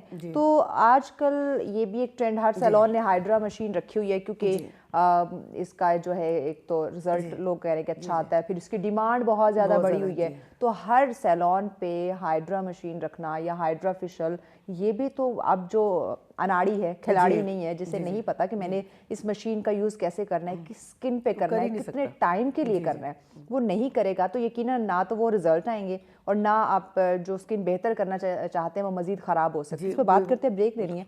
ब्रेक के बाद इस बात का नाज़रीन जवाब लेते हैं कि हाइड्रा करवाने के लिए भी कुछ मखसूस जो सैलून है या ऐसे डर्माटोलॉजिस्ट हैं उनके पास जाना चाहिए। तो मज़ीद इस पर डिस्कशन करते हैं इस ब्रेक के बाद, साथ रहें। वेलकम बैक नाज़रीन, आप देख रहे हैं सच सवेरा। आज का टॉपिक है हमारे स्किन के हवाले से, हमारे चेहरे के हवाले से हम बात कर रहे हैं कि मौसम चेंज हो रहा है, तो इस बदलते मौसम के साथ अपनी स्किन की जो केयर है, स्किन की हिफाजत है, वो कैसे यकीनी बनाई जा सकती है, इस पर बात की जा रही है। समीर साहब हमारे साथ है। बताइएगा, हम हाइड्रा फेशियल के हवाले से बात कर रहे थे कि इसका एक ऐसा ट्रेंड आ गया है कि हम आज अनफॉर्चुनेटली ऐसे हम लकीर के फ़कीर हो जाते हैं। एक ट्रेंड आता है, एक चीज़ का स्कोप आता है, सारे उसके पीछे लग जाते हैं। तो हाइड्रा फेशियल भी ऐसा ही है, जो कि पहले था मखसूस सैलून में था या डर्माटोलॉजिस्ट जो स्किन स्पेशलिस्ट है उनके पास था, लेकिन अब तकरीबन हर सैलून वाले जो है उसने हाइड्रा मशीन रख ली है। तो हर जगह से हाइड्रा करवाना, या वो जिसने, क्योंकि मुझे लगता है जब हमारे जो स्किन स्पेशलिस्ट आते हैं उनका कहना बताना है कि हाइड्रा करने का भी प्रॉपर एक ट्रेनिंग होती है। जी जी बताया जाता है कि किस स्किन पे कितने टाइम के लिए आप जो प्रोडक्ट लगा रहे हैं उसको कैसे आपने यूज़ करना है, कैसी टेक्निक है। तो हर सैलून वालों ने जो रखी हुई है, क्या प्रॉपर ट्रेनिंग ली हुई है या बस वही पैसा कमाने की एक मशीन, एक जरिया बनाया हुआ? मैं आपको सबसे पहले बात तो ये बताऊं कि हर सैलून पर हाइड्रा फेशियल है ही नहीं, क्योंकि ये मशीन ही बहुत महंगी है। देखिए जहाँ तक जितने जिनके पास मेरे है सराउंडिंग में और है, जिनकी पिंडी है सांबाल के वो जितनों जब को तक मैं जानती सीखेंगे हूँ, नहीं हाँ, वो नहीं चला सकते उसको वो चला ही नहीं सकता कोई। क्योंकि अब बहुत ज़्यादा सैलून्स को तो आप छोड़ दें, एक ऐसी छोटी सी बच्ची जिसकी अभी सीखने की उम्र है, जो सीख रही है, अब जब हाइड्रा का ट्रेंड आया उसकी वालदा ने मशीन लेके रख दी वहाँ पे। हाँ नहीं, ये तो खैर जाती है बिल्कुल भी, लेकिन हमारे पास भी हमारे जो सलोन्स में बच्चियां हैं, हम उनको जितना हम सिखाते, हम तो कहते हैं सीखें इसको, लेकिन वो नहीं इवन मुझे आसान कितने नहीं सारे है। सैलून से ये ऑफर आई कि हमने अभी अभी अपना सैलून स्टार्ट किया है, हमारे पास हाइड्रा भी है, तो आप आए हमारे साथ कोलैबोरेशन करें, हाइड्रा फेशियल जो है वो हम करते हैं, लेकिन भाई फ्री होगा, लेकिन ये मेरी स्किन है, मेरी स्किन है, मुझे एक्सपेरिमेंट नहीं करना है, मुझे बलि का बकरा नहीं बिल्कुल नहीं बनना। करना, बिल्कुल नहीं करना चाहिए। और हमारे पास तो देखिए, मैंने आपको बताया कि हमें जो अपने सलोन के साथ वाकई हमदर्दी रखते हैं, जिन्हें मोहब्बत है अपने बिजनेस से, अपने काम से, सबसे पहली बात है हम उन लोगों में से जिन्हें अपने काम से बड़ी मोहब्बत है, हम बड़े शौक से काम करते हैं। तो हम मेरे पास बहुत सारी क्लाइंट ऐसी आती है, मैं उन्हें बताती हूँ कि आपको इस चीज़ की ज़रूरत नहीं है, तो वो बड़ा फिर हंसती है, कहती है समीरा आपको बिजनेस की ज़रूरत नहीं है। मैंने कहा मुझे क्लाइंट भी चाहिए, मैं आपका काम तो कर दूंगी उस वक्त पैसे लेके लेकिन मेरा क्लाइंट वापस नहीं आएगा। ठीक है, मुझे पता है आपको इसकी ज़रूरत नहीं है, तो नहीं है, बस ठीक है, नेक्स्ट टाइम जब आएंगी तो मैं देखूंगी आपको। एक दफ़ा मुझे उससे कमाई की ज़रूरत नहीं है, बार बार आएगी तो वो मेरे ज़्यादा फायदेमंद होगा। बिल्कुल, देखिए नाम भी होता है ना, क्योंकि क्लाइंट किसी का नहीं होता। सबसे पहली बात ये, क्लाइंट आपके पास आता रहता है, लेकिन क्लाइंट किसी का नहीं होता, क्योंकि क्लाइंट जो है ना वो बड़ा शार्प है, समझदार है, वो जो पैसे दे रहा है उसको समझता है, वो पहले सारा पढ़ के आता है, देख के आता है वो। बिल्कुल, हर जगह जाते हैं, हर जगह स्टडी करते हैं, वो तब एक जगह रुकते हैं जब उन्हें पता चल जाता है कि हाँ यहाँ अच्छा है, इन्वायरमेंट अच्छा है, क्योंकि यहाँ पर हमारी जो रिस्पेक्ट कितनी है, क्योंकि क्लाइंट जो है ना वो रिस्पेक्ट भी चाहता है। अगर आप जाएं और आप रूडली उनसे बात करते तो वो क्लाइंट भी वहाँ नहीं जाता, रिस्पेक्ट तो चाहता है, लेकिन उसके अलावा भी देखना पड़ता है कि उनको ज़रूरत है या नहीं है। नहीं, ठीक, यानी पहले तो ये तो बहुत अच्छी बात है, और मुझे लगता है ये ब्यूटी एक्सपर्ट पे ये एक जिम्मेदारी आती है कि वो क्लाइंट को बताए कि आपके फेस को ये इस चीज़ की ज़रूरत है या नहीं। अगर वो किसी सर्विसेज के लिए गया है तो वो बताएं। और हाइड्रा फेशियल तो है ही प्रॉब्लम स्किन के लिए, प्रॉब्लम जिनकी एंटी एजिंग हो गई है, जिनके पोर्स ओपन हो गए, ओपन पोर्स के लिए बहुत अच्छा है। ओपन पोर्स, ठीक है, हाँ जी, उनके लिए ये प्रॉब्लम स्किन के लिए है, प्रॉब्लम स्किन, ये नॉर्मल स्किन वालों को ज़रूरत ही नहीं है, नॉर्मल फेशियल कराएं। खुदारा फिर ये तो गाइड करे, बताएं सबको कि हर स्टीम स्किन बड़ी ज़्यादा ज़रूरत है ना इसकी तरफ स्टीम घर में भी आप ले सकते हैं। मैंने देखा स्टीम का भी रवाज ख़त्म हो गया, लेकिन स्टीम बहुत ज़रूरी है फेस के लिए। आप जब फेशियल्स कर रहे होते हैं तो आप, क्योंकि स्किन जानदार है, ठीक है, क्योंकि आप जो चीज़ भी आप स्किन पे लगाएंगे वो पेनिट्रेट होगी। मैं क्यों आपको कहती हूँ कि जब आप मुंह धो के आप फारिग होते हैं तो थोड़ी गीले फेस पर ही आप लगा रहे थे, वो अंदर चली जाती, पेनिट्रेट हो जाती स्किन, तो आपका इतना अच्छा मॉइस्चराइजर हो जाता है, आपकी स्किन मॉइस्चराइज रहती है। तो स्टीम बड़ी ज़्यादा ज़रूरी है, मैं घर पे ले लें स्टीम थोड़ी सी। ठीक हो गया। अच्छा, कौन से विटामिन जो हैं जो ज़्यादा ज़रूरी हैं हमारे फेस के लिए? विटामिन सी, ठीक, कुछ भी नहीं है। और विटामिन सी ले, और विटामिन सी के कैप्सूल मिलते हैं, क्रीम्स में डालने लगाए। सीरम, आजकल तो सीरम इतने अच्छे आ गए हैं, क्योंकि सनब्लॉक अच्छे वाले सनब्लॉक, और किसी आपने खरीदने पे अच्छी जगह से खरीदे, आम जगह से ना खरीदें, क्योंकि थोड़ा कहते हैं सस्ता रोए बार बार और महंगा रोए एक बार आप ले लें। लेकिन सीरम ये नहीं कि आपने ले लिया तो वो दूसरे दिन ही खत्म हो जाता है। अगर 2000-3000 का भी आ रहा है तो एटलीस्ट आपका 6 मंथ तो चलेगा, चलता है। लेकिन आप तरीके से लगाएं, जितना वो हम अक्सर बात करते हैं कि सनब्लॉक की बात करें, कितना उसकी क्वांटिटी लेनी चाहिए, सीरम की बात करें तो उसकी कितनी क्वांटिटी, या स्प्रे की बात करें तो कितने टाइम हमने, स्प्रे के लिए भी मैं बताती कि घर में रोज़ वाटर ले लें, ग्लिसरीन ले लें और लीमू ले लें, इन तीनों को भी मिक्स करके बराबर क्वांटिटी में बॉटल में डाल के रख लें। स्प्रे वाली सुबह उठे और कर लें, वो भी बड़ा अच्छा रहता है। ठीक, अच्छा, अक्सर हम बात करते हैं अच्छे गेस्ट की ना, ये बड़ी खूबी होती है कि उसकी बात से ना पॉइंट निकल आता है। अब आपने लेमन की बात की है, हमारी कुछ बहनें, कुछ खवातीन बच्ची जो हमें सुन रही हैं, कुछ ना कुछ ऐसी ज़रूर हैं खवातीन जो घर में ये होम रेमेडीज़ के जो भी फेस स्किन केयर की चीज़ें होती हैं उसमें लेमन का इस्तेमाल करती हैं। तो ये लेमन का खुद से इस्तेमाल, या हमें पता नहीं हमारी स्किन पे लेमन सूट करेगा या कितने टाइम के लिए मैंने रखना है, जी तो ये सही? हाँ, उसमें भी ये होता है कि आप किसी चीज़ में डाल के इस्तेमाल करें। क्रीम डायरेक्ट नहीं? डायरेक्ट नहीं, ठीक है। डायरेक्ट नहीं करें क्योंकि उसमें एसिड ज़्यादा होता है, तो इसलिए नुकसान भी दे सकता है। और ये तो उसके लिए ज़रूरी है कि आप क्रीम जो है, एलोवेरा जेल है आजकल, दही है और मलाई है, उसमें डालें और कर लें आप। लेकिन वैसलीन अलग से भी मिलता है उसका। एलोवेरा जेल एक तो हमें मार्केट से मिलती है, वो ज़्यादा बेहतर है वो या भी घर अच्छी में है, जो ठीक हमने है। अगर नहीं है किसी के घर में, वैसे तो मैं तो कहती हूँ एलोवेरा इतना कि एक दफ़ा लगा दो आपके पूरे गार्डन में हो जाता खत्म ही है। नहीं होगा। हाँ, और आपके लगा प्योर लें। ओरिजिनल लेकिन अब घर चूंकि फ्लैट सिस्टम है, लोग नहीं रह रही, घरों के अंदर ही होता है, चलिए कोई छोटी अगर सी बालकनी तो होगी ना, वहाँ एक गमला एक आध गमला रख लें। लेकिन अगर नहीं मिला तो फिर एलोवेरा जेल ले लें, वो यूज़ करें, ठीक है। उसके अंदर विटामिन सी कैप्सूल एक डालें और उसके बाद आप दही उसमें डाल लें, उसके साथ आप लगाएं, नींबू निचोड़ लें, बेस्ट है जी। और कितने अगर लेमन का इस्तेमाल कर रहे हैं तो कितने टाइम तक फेस पे 10 मिनट्स 20 मिनट्स। अगर बहुत भी ज़्यादा अगर है, उनको लगता है थोड़ी सी, तो 10 मिनट्स तो इनफ है वैसे। 10 मिनट्स के बाद आप वॉश कर दें। ठीक। अच्छा, आजकल स्किन केयर के लिए यकीनन हमें सुबह, दोपहर, शाम, रात कुछ ना कुछ फेस पे अप्लाई लाजमी करना है। ये कोई इन्वायरमेंट हमारा ऐसा हो चुका है कि हम स्किन को ऐसे नहीं छोड़ सकते। तो डे में हमें कोई कौन सी ऐसी चीज़, जैसी क्रीम, जैसी कोई स्प्रे या कोई यूज़ करनी चाहिए ताकि स्किन हमारी प्रोटेक्ट रहे? सबसे पहले तो रोज़ वाटर है। रोज़ वाटर, वो मैंने आपको बताया, जो 2-3 चीज़ें ही मिक्स करके लगा लें, थोड़ी थोड़ी देर में स्प्रे कर लें, उससे भी अच्छा रहता है। फिर भी अगर घर के अंदर है और वो नहीं है उनके पास, तो थोड़ी देर बाद मुंह धो लें आप। मुंह धोए जाके सोप ना यूज़ करें। मुझे लगता है आजकल सोप ड्राई करें, ग्लिसरीन सोप जो अगर मिल जाए ना, ग्लिसरीन सोप मिलते हैं, वो करें, वो आप यूज़ करें। लेकिन ये आम जो इतने हाँ, वो ड्राई करते हैं। आपने खुद भी देखा होगा, हाथ भी समटाइम धोए तो आपके हाथ ड्राई हो जाते हैं, ड्राई करते हैं स्किन को। जी बिल्कुल ड्राई करते हैं। तो ये बस वही है, थोड़ी देर बाद आप मुंह धो लें, साबुन से रगड़ रगड़ के फेस वॉश कर रहे उसके बाद वैसलीन लगा लें दोबारा। वैसलीन तो इतना अच्छा, मैं कहती हूँ इतना अच्छा सोर्स है, बहुत ज़बरदस्त चीज़ है, सस्ती है। इतनी सी वैसलीन सालों यूज़ होती है। ये बात भी है। अच्छा, छोटी छोटी बच्चियाँ जो हैं वो अपने फेस पे एक्सपेरिमेंट कर रही होती हैं, या अपनी बड़ी बहनों को या माँ को देख के मेकअप की तरफ आ रही होती हैं, तो इससे उन बच्चों की स्किन डैमेज होने का खतरा है? हाँ, एक्चुअली डैमेज बेबी स्किन है, बेबी स्किन होती है असल में। वो उसमें फिर बेबी ग्लो के लिए छोटे छोटे से वो मिलते हैं, वो बेशक यूज़ कर लें, लेकिन प्रॉपरली बेस नहीं। क्योंकि उससे ये होता है कि छोटी एज में ही अगर हम बेस वगैरह यूज़ कर लेते हैं तो फिर हम भी यूज हो जाते हैं। फेस भी अगर आपने बेस नहीं लगाई तो फिर आपको खुद भी अच्छा नहीं लगता। तो वैसे अवॉइड ही करना चाहिए मेकअप वगैरह में। शादी वादी में है ज़ाहिर, घर में कभी कभार कुछ नहीं कर सकते जी। लेकिन उसमें भी हमारे पास भी बच्चियाँ आती हैं, मेकअप कराती हैं, भाई की शादी है या मामू की शादी है, तो बच्चियाँ जिद करती हैं कि हमने मेकअप, हमने भी कराना है। फिर हम उनको लाइक फेस पाउडर ज़रा सा टैपिंग कर देते हैं। हाँ, लेकिन हम यूज नहीं, क्योंकि ऑलरेडी स्किन इतनी साफ होती है ना कि आपको मजीद हैवी, बिल्कुल। और यूज आप स्पंज नहीं यूज करेंगे, हम तो धो देते हैं वैसे।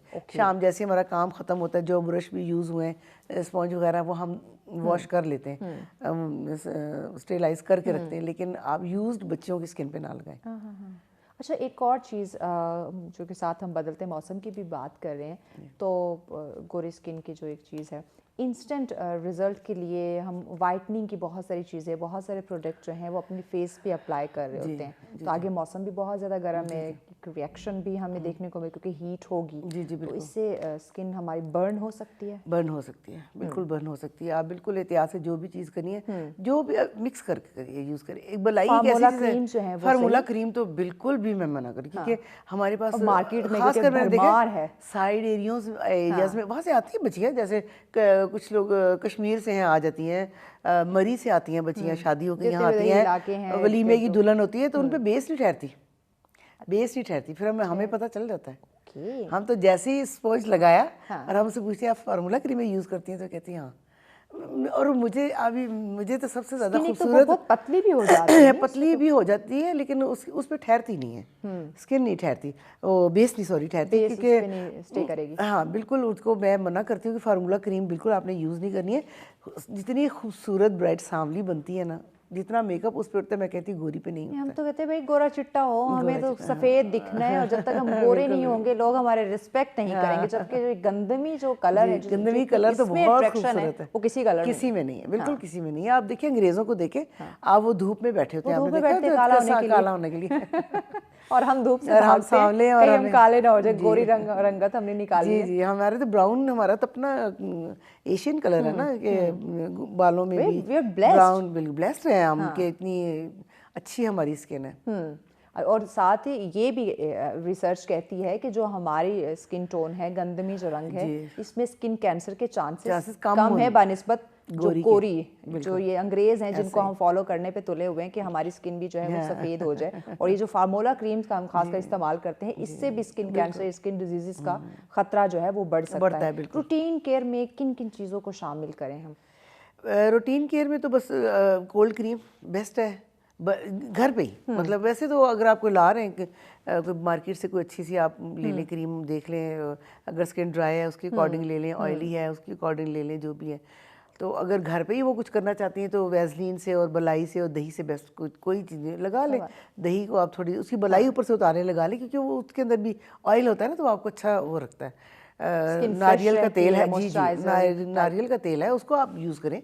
तो रूटीन में तो यही है।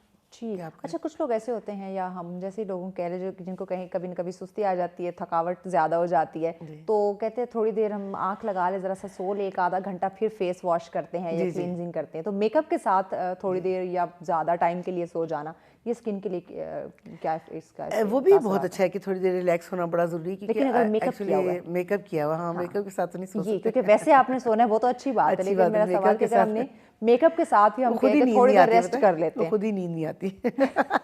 नींद जब आपको आइडिया होता है ना कि मेरे फेस आ जाती है, मेकअप हुआ है, तो फिर आपको खुद भी नींद नहीं आती कि नहीं यार फिर दोबारा इतनी मेहनत नहीं हो सकती कि हम जो है ना इस पे दोबारा मेकअप करें। काम काज से फ्री हो गए, हाँ फिर तो सो जाए बेशक फिर। लेकिन मेकअप करके, जो मैं आपसे जानना चाह रही हूँ कि अगर हम मेकअप करके हम सोते हैं तो स्किन बिल्कुल भी नहीं जो असरात हैं वो क्या हो सकते हैं? होते हैं क्योंकि आपके पोर्स जो है वो उनको अंदर चली जाती है, वो नुकसान देते हैं आपके स्किन पे। तो रात को जब आप सोने से पहले अपने फेस को क्लींजिंग मिल्क से साफ करके ज़रूर सोएं। डीप क्लींजिंग जो है वो ज़रूरी है। स्क्रब बहुत ज़्यादा ना यूज़ करें, हफ्ते में एक बार थोड़ा सा आप ले लें, कर लें। और टोनर नहीं ज़्यादा यूज़ करें, क्योंकि टोनर भी ड्राई करता है फेस। ओके। और डेली स्क्रब भी ना करें? हाँ, डेली स्क्रब भी नहीं करना। फेशियल जो है क्लींजिंग मिल्क ले लें, क्लींजिंग उसके बाद कॉटन पे लगाएं और पूरा साफ करके, और उसके बाद मुंह धो के आप सो जाएं। अच्छा, बहुत सारे अच्छे प्रोडक्ट हैं जो आपकी ये क्लींजिंग के हम बात करें, क्लींजर बहुत अच्छे आए हैं जो आपकी स्किन के लिए बड़े मुफीद होते हैं। अच्छा, कुछ ऐसी मज़ीद स्किन केयर के लिए कुछ ऐसी रूटीन कोई प्रोडक्ट या घरेलू कुछ ऐसे टोटके वो बता दें? बस ये कि पानी, सभी वैसे बता रहे होते हैं, मुझे तो ऐसे वो भी बड़ा लगता है क्योंकि अभी इतना लोग बोलते हैं कि पानी पिए, पानी वाकई आपके लिए बहुत ज़्यादा ज़रूरी है। अच्छा, पानी तो ये हमारी न्यूट्रिशनिस्ट आती हैं वो भी बताती हैं, स्किन स्पेशलिस्ट आते हैं, यानी कि जब भी हमारे स्किन से रिलेटेड प्रोग्राम हुआ है उसमें वो बार बार गाइड करती हैं कि आपकी बॉडी को जितने पानी की ज़रूरत है वो आपने उसकी पूरी करनी है। जिस तरह पानी का बताते हैं ना, उस तरह पिया नहीं जा सकता। वो कहते हैं आप 8 गिलास पानी के पी लें, मैं इन्हें कहती हूँ आप बोतल भर के रख लें, घूंट घूंट पीती रहे। यस, एग्जैक्टली, वो ये कहते हैं कि आप बॉटल साथ रखें और एक एक सिप जब भी आपको, मैं खुद भी बहुत कम पानी पीती हमारी तो और हमारे एक ये भी मसला, हम कहते हैं ना चाय कॉफी ले ली, अब दिल नहीं करता, प्यास नहीं हो रही, तो पानी कैसे पिए? बिल्कुल। और विंटर की हमारी तो मसरूफियत ऐसी है ना, हम एक दफा क्लाइंट का काम कर खड़े हुए तो 2-2 घंटे पता ही नहीं होता, खाने का भी सम टाइम नहीं पता होता। अब ये देखें ना, ये तो अपने आप को प्रायोरिटाइज करने की जरूरत है, आप अपने आप को रखें। लेकिन हमने शुरू में जो स्किन का ख्याल रख लिया, हमने रख ही लिया। स्टार्टिंग में जब हम छोटे थे तो हम अम्मी को देखते थे तिब्बत क्रीम लगाती थी, और हमारी अम्मी की ऐसी स्किन आज तक माशाल्लाह बड़ी खूबसूरत है। हमारी वैसे ढीली होगी झुर्रियाँ, मेरी अम्मी के रिंकल्स नहीं है क्योंकि उनकी एक तो डाइट अच्छी थी, और तिब्बत क्रीम अम्मी ने सारी जिंदगी हमने देखा कि उनकी सराहना ही रहती थी। अब भी माशाल्लाह मेरी अम्मी खूबसूरती भी देखे ना बरकरार है। आप अभी भी यूज करिए। पैगाम क्या देंगी हमारे नाजरीन को कि अपनी ये मौसमी असरात से अपनी स्किन को बचाने के लिए हम क्या करें? बस मैं उनको सबसे पहले यही कहूँगी कि आप अपने पोल्यूशन से, और रात को जब खासकर आप आते हैं वापस, अपने चेहरे को ज़रूर धोएं। सुबह जब निकलते हैं तो अपने सन ब्लॉक ज़रूर यूज़ करें, सन ब्लॉक के बगैर, क्योंकि अभी हमारी वाकई अभी देख लें, हालांकि बहुत ज़्यादा ठंड है, लेकिन आप थोड़ी देर के लिए धूप में आप बैठ नहीं सकते, क्योंकि उस स्किन जलना शुरू हो जाती है, आपकी फेस आपका जलना शुरू हो जाता है। तो सन ब्लॉक ज़रूर आप यूज़ करें, प्रोटेक्ट करें। कैप, पी कैप मिलती है, बच्चियाँ आजकल पहन रही हैं, आप पी कैप ले लें ताकि फेस पे आपके जो है ना वो ना डायरेक्ट धूप ना हो। बिल्कुल, ठीक है, बहुत शुक्रिया से मेरे से वक्त दिया आपने। लेकिन नाजरीन, अपनी स्किन केयर जो है वो उसका ख्याल रखना, तवज्जो करना अपने ऊपर, अपनी खूबसूरती के ऊपर बहुत ज़्यादा ज़रूरी है, और इस वक्त ज़रूरत भी है, क्योंकि हमारी नेचर ऑफ जॉब कुछ ऐसी हो चुकी है, हमारी रूटीन कुछ ऐसी बन चुकी है जिसमें कहीं ना कहीं आपके फेस पे, आपके चेहरे पे वो असरात मुरतब होते हैं, नज़र आते हैं, चाहे वो हम बात करें ख़वातीन की या मर्द हजरात की, दोनों को इक्वल स्किन केयर की ज़रूरत है। खूबसूरत लगना चाहते हैं, रहना चाहते हैं तो अपनी हिफाजत, देखभाल चेहरे की लाजमी कीजिएगा। ब्रेक की जाने बढ़ने, ब्रेक के बाद अगला टॉपिक भी बहुत अहम है, वो डिस्कस करते हैं, लेकिन इस ब्रेक के बाद साथ रहिए। वेलकम बैक नाजरीन, आप देख रहे हैं सच सवेरा। आज का दूसरा टॉपिक भी बहुत ही अहम है। बहुत सारी गेम्स हैं जिसमें आपने देखा होगा हमारे बच्चे इंटरेस्ट लेते हैं, नेशनल इंटरनेशनल लेवल पे पार्टिसिपेट भी जो है वो करते हैं। लेकिन एक ऐसी गेम जिसका अगर मैं ज़िक्र करूं तो कहीं बहुत ही कम तादाद में लोग हमें मिलते हैं जो इसमें पार्टिसिपेट करते होंगे। बात हम कर रहे हैं बॉक्सिंग की।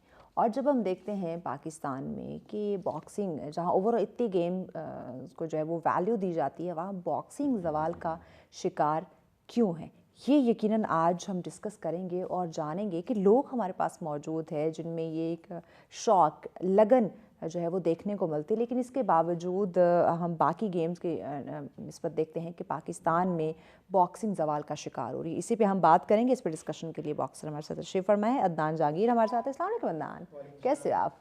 अल्हम्दुलिल्लाह गुड। बहुत शुक्रिया अदनान, वक्त दिया। सबसे पहले तो बताएं, आप बहुत सारी गेम्स थी, आप उसमें पार्टिसिपेट कर सकते थे, लेकिन बॉक्सिंग की तरफ क्यों आए?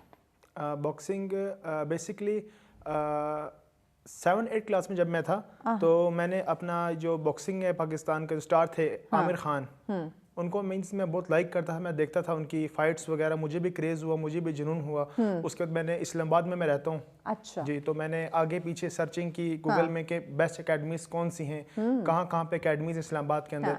तो फिर मैंने एक गूगल में देखा कि SKZ प्रमोशंस के नाम से एक क्लब है बॉक्सिंग का। अच्छा। तो मैंने वहाँ पे ज्वाइन कर लिया उनके साथ। फिर मैंने बॉक्सिंग स्टार्ट किया, आहिस्ता आहिस्ता मैंने मैच्योर लेवल पे खेला, फिर डिवीजन लेवल पे खेला, फिर नेशनल लेवल पे खेला। अल्हम्दुलिल्लाह अभी मैं इस वक्त -90 क्रूजर वेट में पाकिस्तान के लिए इंटरनेशनल फाइट्स खेलता हूँ। ज़बरदस्त ज़बरदस्त।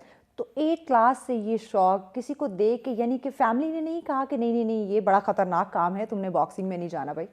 फैमिली में आप सिर्फ मुझे एक ही बहुत ज़्यादा डिस्टर्बेंस आई थी, वो थी मदर की तरफ से। क्योंकि आपको पता है जो एक वालिदा होती है वो नहीं, बिल्कुल सेंसिटिव, वो नहीं देख सकती कि उसके बच्चे के मुंह के ऊपर जख्म, चोट वगैरह, स्वेलिंग हुई हो। तो उन्होंने मुझे बहुत मना किया जब मैं फाइट्स करके आया था। उसके बाद ये आपकी लास्ट टाइम है, इसके बाद आप कभी भी, मैं नहीं देखूंगी कि आप कभी जाओगे। फिर मीन्स के 15-20 डेज में वो रिलैक्स डाउन हो जाना, फिर वापस ट्रेनिंग में जाना शुरू करना और फिर खेलना स्टार्ट करना। तो बस इतना चलता रहा। बकाया कज़न ने स्पोर्ट्स की मुझे बहुत सपोर्ट किया, मेरे वालिद साहब ने मुझे बहुत सपोर्ट किया। उन्होंने बोला कि अगर आप में टैलेंट है माशाल्लाह, आपने इंटरनेशनल भी खेला। मैंने England, Afghanistan, Bangladesh, Iran, Iraq, Thailand के जो प्लेयर्स हैं उनके खिलाफ भी इंटरनेशनल मैं खेल चुका हूँ बॉक्सिंग के मैचेस, और कहीं पे मीन से कामयाबियाँ समेट चुका हूँ पाकिस्तान के लिए। क्या बात है, ज़बरदस्त। पाकिस्तान का नाम रोशन करने के लिए यकीनन ऐसे अपने जो जवान हैं उनको सामने लेकर आना चाहिए। अच्छा, बाज़ दफ़ा कहा जाता है कि बॉक्सिंग ना प्लान की हुई होती है, आपको एक्चुअली में अब एक दूसरे को इतनी वो मार नहीं पड़ रही होती। लेकिन ये जो आप बता रहे हैं कि ज़ख्म हो जाना, स्वेलिंग हो जाना, यानी कि नेचुरली एक दूसरे को मार पड़ती है। जी जी बिल्कुल। My God. जी जी, इसके अंदर मीन्स के जब आप रिंग के अंदर बॉक्सर जाता है, और दूसरा भी अक्सर मीन्स के इसके अंदर हाई वेट, जिस कैटेगरी में खेलता हूँ, high weight and cruiser weight, +90 means high weight, उसमें ओपन वेट आ जाता है, means 150 kg, 120 kg, means 200 kg, this is open weight. अगर -90 पे आप जाते हो तो आप क्रूजर वेट कहलाते हो। ये दो जो वेट हैं मोस्ट ही डेंजरस वेट होते हैं, क्योंकि इसमें पंच की पावर बहुत ज़्यादा, जितना आपका वेट है उतनी आपकी पंच पावर है। तो ये जो गेम है लोग बहुत ही शौक से देखते हैं। क्यों? क्योंकि इसके अंदर बहुत 10% चांसेस ऐसे होते हैं कि ये राउंड्स फुल जाए, मीन्स कि 12 राउंड्स हैं। इसके अंदर पंच पावर की वजह से ये गेम 2-3 राउंड्स के अंदर फिनिश हो जाती है। इसमें नॉकआउट होता है, मीन्स कि या तो मैं होऊंगा या मेरा ओपोनेंट जो है पावर के साथ नॉकआउट फिनिश हो जाएगा। तो जान का खतरा हो सकता है इसमें? जी जी बिल्कुल। इसके अंदर जान खतरा भी होता है। अक्सर हमने देखा है कि आउट ऑफ कंट्रीज़ में भी और पाकिस्तान के अंदर भी एक साल के अंदर हर साल 10 to 12 प्लेयर्स जो हैं उनकी डेथ हो जाती है इस गेम की वजह से, बट बाय चांस। अच्छा, रिंग में उतरने के लिए क्या कुछ कोई ऐसे कायदे, कोई ज़ाबित होते हैं, कोई असूल होते हैं, कोई प्रिंसिपल के जिनको आपने फॉलो करना ही करना है? जब रिंग के अंदर हम लोग जाते हैं, सबसे पहले हमारी चेकिंग होती है, मींस कि हमको प्रॉपर पाकिस्तान बॉक्सिंग काउंसिल है वो हमें पूरा सर्च करती है बॉडी को। आपने देखा मींस के ब्रिटिश स्टाइल्स में और एशियन में भी कुछ ऐसा होता था पहले के, जो स्टील नकल्स कुछ लोग चीटिंग करके पहन के उसके ऊपर ग्लव्स पहन लेते थे, जिसकी वजह से बहुत ज्यादा डेथ हो रही थी, मौत हो रही थी। उसकी वजह से आप वो पंच ज्यादा जोरदार बिल्कुल जोरदार भी, और वो ऐसे मींस से कट डालता था कि मींस के जो बंदा था जिसने बचना भी होता था वो नहीं बच पाता था, अक्सर इसमें डेथ हो जाती है लोगों की। तो फिर ऑल पाकिस्तान वर्ल्ड जो बॉक्सिंग फेडरेशन है उन्होंने मिलकर फैसला किया, अब जब भी रिंग के ऊपर जाते हैं सबसे पहले इंचार्ज जो होता है उनका स्पोर्ट्स का, वो आपके पास रहता है, आपकी चेकिंग बाकायदा होती है, आपको मींस के आपके ग्लव्स सील कर दिए जाते हैं, आपकी फुल बॉडी प्रॉपर चेकअप होती है, आपका ट्रीटमेंट वगैरह सब कुछ होता है कि आप ओके हो खेलने के लिए, आप फाइन हो, आपको कोई टेम्परेचर वगैरह तो नहीं है, कोई किस्म की बीमारी या कहीं तकलीफ वगैरह, आपका सब मेडिकल वगैरह टेस्ट के बाद आप रिंग के अंदर एंट्री करते हो। जब रिंग के अंदर एंट्री करते हैं तो जो फिर हमारा रेफरी जो होता है वो हमको समझाता है कि जब हमने आपको स्टॉप बोला, आपने स्टॉप होना है, प्रॉपर फाइट करनी है, मींस कि ओपन पंचेस नहीं मारने, 6 पंचेस होते हैं, 2 straight, 2 hooks and 2 upper cuts, इस चीज को अपने अप्लाई करना है। मींस कोई ऐसा पंच नहीं, मींस कि हेड बैक फाउल, आप बेली से नीचे मारेंगे फाउल, आप कमर पे मारेंगे फाउल, तो आपने इस चीज का बहुत ध्यान रखना है। तो इसी के दौरान 4 राउंड्स के हैं, 8 राउंड्स के हैं, 6 राउंड के हैं, 12 राउंड्स की हम लोग खेलते हैं फाइट्स। तो कभी ऐसे कुछ ज्यादा जज्बाती हो गए हो, पुरजोश हो गए हो कि सामने वाले को मैंने हराना ही हराना है और रेफरी ने आपको इशारा दिया हो, यानी कि आपका टाइम आउट हुआ हो, रुकने का इशारा दिया हो लेकिन रुक ना सके हो?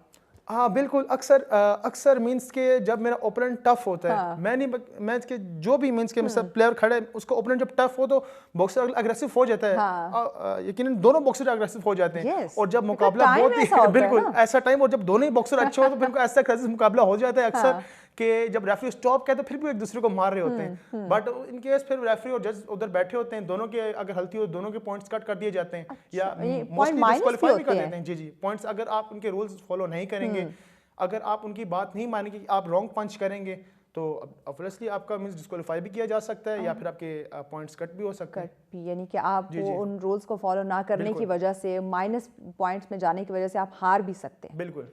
तो ये कुछ ऐसे असूल हैं जिन्हें मद्देनजर रखना, फॉलो करना, ये कन्फर्म, ये इनकी एक शर्त होती है। जी जी बिल्कुल। इस पे आपने काम करना है। ठीक, पाकिस्तान में आपने क्या देखा है कि लोगों का रुझान है, इंटरेस्ट है बॉक्सिंग की तरफ ज़्यादा से ज़्यादा? जैसे बाकी गेम्स को हम शौक से खेलते भी हैं, देखना भी पसंद करते हैं, पार्टिसिपेट भी करना चाहते हैं, पाकिस्तान के अंदर जो टैलेंट है वो बहुत ज़्यादा है, और हर मींस मैं नहीं कहता कि सिर्फ बॉक्सिंग के अंदर ही पाकिस्तान में टैलेंट ज़्यादा है। पाकिस्तान के अंदर बॉक्सिंग, किक बॉक्सिंग, कराटे, उसके बाद फुटबॉल, बास्केटबॉल, क्रिकेट, सब का मींस के ना टैलेंट पाकिस्तान के अंदर बहुत ज़्यादा है, और काफ़ी मींस के गली गली में टैलेंट छुपा हुआ है लेकिन सामने नहीं आ पा रहा। उसकी मेन रीज़न क्या है कि ये क्यों सामने नहीं आ पा रहा? मींस के अगर एक जो भी प्लेयर है वो अपनी स्ट्रेंथ लगाएगा, पावर लगाएगा, आप एनर्जी वेस्ट करेगा कि हम मींस कि अच्छा हूँ किसके लिए, अपने लिए भी और अपने मुल्क के लिए भी, कि अपने मैं मुल्क का नाम रोशन करूँ, इंटरनेशनल लेवल के ऊपर जाऊँ और जाके अपने मुल्क का नाम रोशन करूँ। अब जो मेन चीज़ आ जाती है, मैं कहता हूँ कि पाकिस्तान स्पोर्ट बोर्ड्स ऑफिसर और उसके बाद जितनी भी प्राइवेट बड़ी कंपनीज हैं उनसे मैं रिक्वेस्ट करता हूँ कि सिर्फ आप ने जो जोर दिया हुआ है सारा क्रिकेट पे दिया हुआ है कि क्रिकेट और क्रिकेट एक ही गेम की तरफ। बिल्कुल। अब ये देख लेंगे, अब जो इंटरनेशनल लीग्स वो अलग हैं, अब जो PSL की जो क्रिकेट लीग्स और जितनी भी टीम है, सर से लेके उनके पांव तक सारे स्पॉन्सर्स हैं बकाया। अब जहाँ पे देखा जाए बॉक्सिंग, उसके बाद फुटबॉल देखा जाए, कराटे, जिम्नास्टिक्स और भी बहुत से टैलेंट छुपे हैं, उसके हॉकी वगैरह, बिल्कुल बिल्कुल आप बात बिल्कुल सही कह रहे हैं। तो उसके थ्रू भी मींस के वो उनको स्पॉन्सर मिलेगा, तो ऐसा पाकिस्तान में टैलेंट है कि पाकिस्तान मुल्क भर में, दुनिया भर में जाके अपने पाकिस्तान के झंडे गाड़ सकते हैं। अच्छा, तो ये अदनान हम कह सकते हैं कि अगर पाकिस्तान में बॉक्सिंग जवाल का शिकार हो रही है तो उसकी वजह कि हम क्रिकेट से हटके किसी और गेम को स्पॉन्सर नहीं कर रहे। बिल्कुल। और जो भी अगर प्लेयर जा रहे हैं वो अपनी मदद आपके तहत आगे बढ़ रहे हैं। बिल्कुल, अपनी मदद फाइनेंशियली खुद ही वो अपने आप को सपोर्ट कर रहे हैं। जी जी, बकाया इतना अच्छा बॉक्सर्स पाकिस्तान में है, नो स्पॉन्सर्स की वजह से नहीं आगे जा पा रहे। अभी रिसेंटली मेरी भी मींस के मैंने काफ़ी फाइट्स खेली, इंग्लैंड के बॉक्सर से मैंने फाइट खेली है, जैसे को पता है, थाईलैंड से मैंने खेली, दुबई में गया, नाइजीरिया के खिलाफ मैंने खेली और तीनों में माशाल्लाह मेरी विक्ट्री हुई। अभी लास्ट मैंने आपको बताया मैं क्रूजर वेट का बॉक्सर था, बट 2 मंथ्स पहले मैंने एक अफगानी बॉक्सर था अफगानिस्तान से, उन्होंने मुझे 3 टाइम्स चैलेंज किया कि आप मेरे से फाइट खेले, बट मैंने नहीं एक्सेप्ट किया क्योंकि हाई वेट था, मैं क्रूजर वेट था। बट जब उसने मुझे बहुत ज़्यादा तंग किया, प्रोमोटर्स की मींस की मुझे रिक्वेस्ट आई कि आपको अब खेलनी ही खेलनी है। यहाँ पे एक बहुत बड़ा इवेंट हुआ इस्लामाबाद के अंदर ना, फर्स्ट CD इंटरनेशनल टूर्नामेंट हुआ, उसके जो प्रमोटर थे SKZ प्रमोशंस थी, उन्होंने कराया। तो उसके अंदर मैंने उस अफगानी बॉक्सर को सेकंड राउंड पे नॉकआउट कर दिया हैवी वेट के अंदर। मुझे अपना 8 kg वेट भी गेन किया मैंने, उसके बाद वो 112 kg था और मैं आई थिंक 94-96 था उस वक्त, क्योंकि मैंने गेन किया था। तो मैंने जो सेकंड राउंड पे नॉकआउट कर दिया और मेरी माशाल्लाह वर्ल्ड में रैंकिंग भी काफ़ी ऊपर होगी। इस वक्त भी now a time I am number 1 in Pakistan in my weight, cruiser weight. So अभी मेरा 27 अप्रैल को FCC थाईलैंड के अंदर इंडिया का जो बॉक्सर है हराश गिल, वो भी अपनी क्रूजर वेट में नंबर 1 है और मैं भी, और उसने भी चैलेंज किया है मेरे को और हमारा फाइट डन है। तो मेरी भी रिक्वेस्ट है तमाम कंपनीज से कि स्पॉन्सर किया जाए ताकि हमको भी एक मौका मिले खेलने का, और इंशाल्लाह मैं जीतूंगा जरूर और पाकिस्तान का नाम रोशन करूंगा। यकीनन भाई, ऐसे टैलेंट, ऐसे खिलाड़ी हमारे पास मौजूद हैं, तो जहां बाकी हम अपने जो क्रिकेटर्स हैं उनको देखते हैं, क्रिकेट को इतना सपोर्ट करते हैं, इतना स्पॉन्सर करते हैं, वहीं पे बाकी जो हमारी गेम्स हैं उनको भी उसी तरह से साथ लेकर चलने की ज़रूरत है। अभी तक जितनी भी जगह पे आप, जितने भी कंट्रीज़ में गए, जितने भी अपने ममालिक के साथ आपने बॉक्सिंग की, कि आपकी ये गेम हुई, खेल आपने खेला, वहाँ पे आपने अपनी मदद, आप अपनी पॉकेट से, अपने जो जितनी भी इसमें एक्सपेंसिव वो आए, आपने खुद अफोर्ड किए? जी बिल्कुल। किसी भी कंपनी की तरफ से, कोई भी गवर्नमेंट की तरफ से या कोई प्राइवेट कंपनी की तरफ से स्पॉन्सर नहीं हुआ? नहीं, कोई स्पॉन्सर नहीं। मैंने अपनी मदद तहत के जितने थाईलैंड में जो फाइट खेली मैंने अपनी मदद से की। दुबई में जो मेरी फाइट थी अल्हम्दुलिल्लाह मेरे फादर ने स्पॉन्सर किया। उसके बाद उनकी मदद से मैंने दूसरी जो कंट्रीज है ताजिकिस्तान वगैरह में जो इंटरनेशनल फाइट्स खेली, मैंने अपनी मदद के तहत खेली। और मैं एक और बात मेन आपको बताया जाऊंगा कि एक हमारे पाकिस्तान के इंटरनेशनल बॉक्सर हैं शुएब खान जहरी। बिल्कुल जी, वो पाकिस्तान के एक बहुत ही फेमस बॉक्सर हैं। अब उन्होंने अल्हम्दुलिल्लाह पूरे एशिया के अंदर, पूरे दुनिया में पाकिस्तान में नाम कमाया उन्होंने। और उसके बाद उन्होंने भी नोट किया कि मैं देख रहा हूँ कि सिर्फ मींस कि मेरा तो नाम बन के मैं जा रहा हूँ, बट अब मेरा तो वेट है लाइट। अब बॉक्सिंग के 12 वेट हैं, 12 वेट्स। अच्छा, 12 तो जी 12 वेट्स होते हैं टोटल प्रोफेशनल इंटरनेशनल बॉक्सिंग के अंदर। तो अब इनका मैं तो वेट एक तो हो गया, बाकी जो 11 वेट है उनका क्यों नहीं हो रहा? मींस क्योंकि इसलिए स्पॉन्सर नहीं हो पा रहा, नहीं कुछ और। पर उन्होंने फिर एक प्रमोशंस बनाई। हर कोई अपने आप को फाइनेंशियली सपोर्ट नहीं कर सकता। जी, उन्होंने एक प्रमोशन बनाई SKZ प्रमोशंस के नाम से। उस प्रमोशन के अंदर जितने भी पाकिस्तान के अच्छे प्लेयर्स हैं, अच्छे बॉक्सर हैं, उस प्रमोशन के अंदर खेल रहे हैं और वो एज अ कोच भी हैं और वो मींस की ट्रेन भी देते हैं। जी, शुएब बॉक्सर खान जहरी वो एज अ प्लेयर भी हैं और अल्हम्दुलिल्लाह कोच भी हैं। जी बिल्कुल। तो वो साथ साथ प्रमोटर भी हैं और बॉक्सर्स को प्रमोट भी कर रहे हैं। जहाँ तक वो देखते हैं कि जहाँ के बॉक्सर्स को नहीं मींस के स्पॉन्सर और बाहर नहीं जा पा रहे खेलने के लिए, उनसे मींस के मैक्सिमम एक 8 लाख रुपीस एक्सपेंस हो गया बाहर जाने का। अब एक बॉक्सर ने अपने मदद तहत के 5 लाख कर लिया और 3 लाख रुपीस रह गए उसको। अभी बॉक्सर परेशान है कि हम कैसे जाएं। हाँ। वो मींस कि उनकी हेल्प करते हैं, कहते हैं ठीक है आप SKZ प्रमोशन से खेलें। जी, फाइनेंशियल सपोर्ट काफी बॉक्सर्स को मैंने देखा है उन्होंने सपोर्ट किया। अदनान, अभी भी ये नाकाफी है। जी बिल्कुल, क्योंकि ये एक जो बॉक्सर है वो आपको साथ साथ सपोर्ट करे, लेकिन मजीद जिस तरह बाकी प्लेयर्स को देख रहे हैं, जो हमारे क्रिकेटर्स हैं, जब उनको हम देख रहे हैं तो उनकी निस्बत जो अभी आपको सपोर्ट किया जा रहा है ये नाकाफ़ी है। बिल्कुल, अगर इस गेम को आगे बढ़ाना चाहते हैं तो। अच्छा, हम कुछ साल पीछे जाएं और अब की जदीद और कदीम बॉक्सिंग में क्या फ़र्क आपको नज़र आता है? अगर हम कुछ साल पहले देखें तो क्या तरीकाकार था, और जब हम एक देखते हैं कि हर चीज़ में जिद्दत आ रही है, हर गेम में कुछ जदीद आ रहा है, तो बॉक्सिंग में क्या तब्दीली आई है? 2014 में मैंने बॉक्सिंग करियर अपना स्टार्ट किया था 2014 में। उसके बाद मैं आहिस्ता आहिस्ता मीन्स जब बॉक्सिंग अंदर आया, डिवीजन लेवल पे खेला, नेशनल लेवल पे गया। लेकिन मैंने एक चीज़ नोट की कि अच्छा उसके ऊपर हमारा जो यूनिफॉर्म होता था, एक हमको दिया जैसा बनियान और उसके मीन्स की शॉर्ट्स होता था। अच्छा, तो ये हमारा ना किट होता था बॉक्सिंग का। तो उसमें 3 राउंड्स थे, इसमें वाबरा आर्मी नेवी डिपार्टमेंट हम लोग आपस में खेलते थे। 3 राउंड्स था, उसमें ट्विस्ट नहीं आ रहा था हमको। हम लोग खेलते थे, अच्छा था, गोल्ड मेडल अक्सर लोग नेशनल लेवल पे, लेकिन ट्विस्ट नहीं आ रहा था। मीन्स की क्या हो रहा है, मीन्स कि हम लोग चाहते थे इंटरेस्टिंग नहीं मिल रहा था कि सिर्फ 3 राउंड से क्या मींस कि अभी इतना हम और खेलना चाहते हैं। मींस के प्रोफेशनल बॉक्सिंग का तो पूरी दुनिया में नाम था, पाकिस्तान के अंदर नहीं थी। तो 2019 के अंदर ये रशीद बलोच साहब पाकिस्तान के अंदर प्रोफेशनल बॉक्सिंग का करियर लेके आए, पाकिस्तान बॉक्सिंग करियर के नाम से। अच्छा। अब उसके अंदर ये हमें एडवांटेज है कि उसके अंदर वर्ल्ड की रेटिंग है, उसके अंदर वर्ल्ड बॉक्सिंग जितने भी तमाम इंटरनेशनल बॉक्सर्स हैं उसके अंदर वैलिड हैं। तो हम अब उसके अंदर 4 राउंड, 8 राउंड, 6 राउंड, 12 राउंड, उसके अंदर बेसिकली वो टाइटल्स भी खेल सकते हैं। World boxing council title, WBA Asia, ABF Asian champions, उसके बाद IBF, बहुत सारे टाइटल्स हैं। अब मीन्स कि हम लोगों को 12 राउंड्स की भी खेल सकते हैं, 8 राउंड्स की भी, 6 राउंड की भी। एक ट्विस्ट है मींस कि हम लोग अगर मेहनत करते हैं, हम लोग विन भी करते हैं, हम लोग बस बेल्ट आते हैं अपने, मींस कि हम लोग को और खुशी होती है, फख्र होती है, हमने पाकिस्तान के लिए जीती। उसमें ये हमें चांसेस मिलते हैं कि दूसरी कंट्रीज में आप में इन्वाइट किया जाता है, आप खेलें, पाकिस्तान के लिए खेलें, रिप्रेजेंट करें पाकिस्तान को, तो हम लोग जाते आगे बढ़ने के और चांसेस जो है वो आपके बढ़ जाते हैं। जी। पाकिस्तान में क्या बॉक्सिंग क्लब हैं कोई जहाँ जो हमारे बच्चे जिनको शौक है, जो इस गेम को सीखना चाहते हैं या आगे इसमें पार्टिसिपेट करना चाहते हैं, खुद को आगे लेके चलना चाहते हैं, तो कोई प्रॉपर प्रोफेशनल कोई क्लब, कोई कोच हैं जो सिखा रहे हैं या जहाँ पे बच्चा जाके सीख सके, बाकायदा ट्रेनिंग ले सके?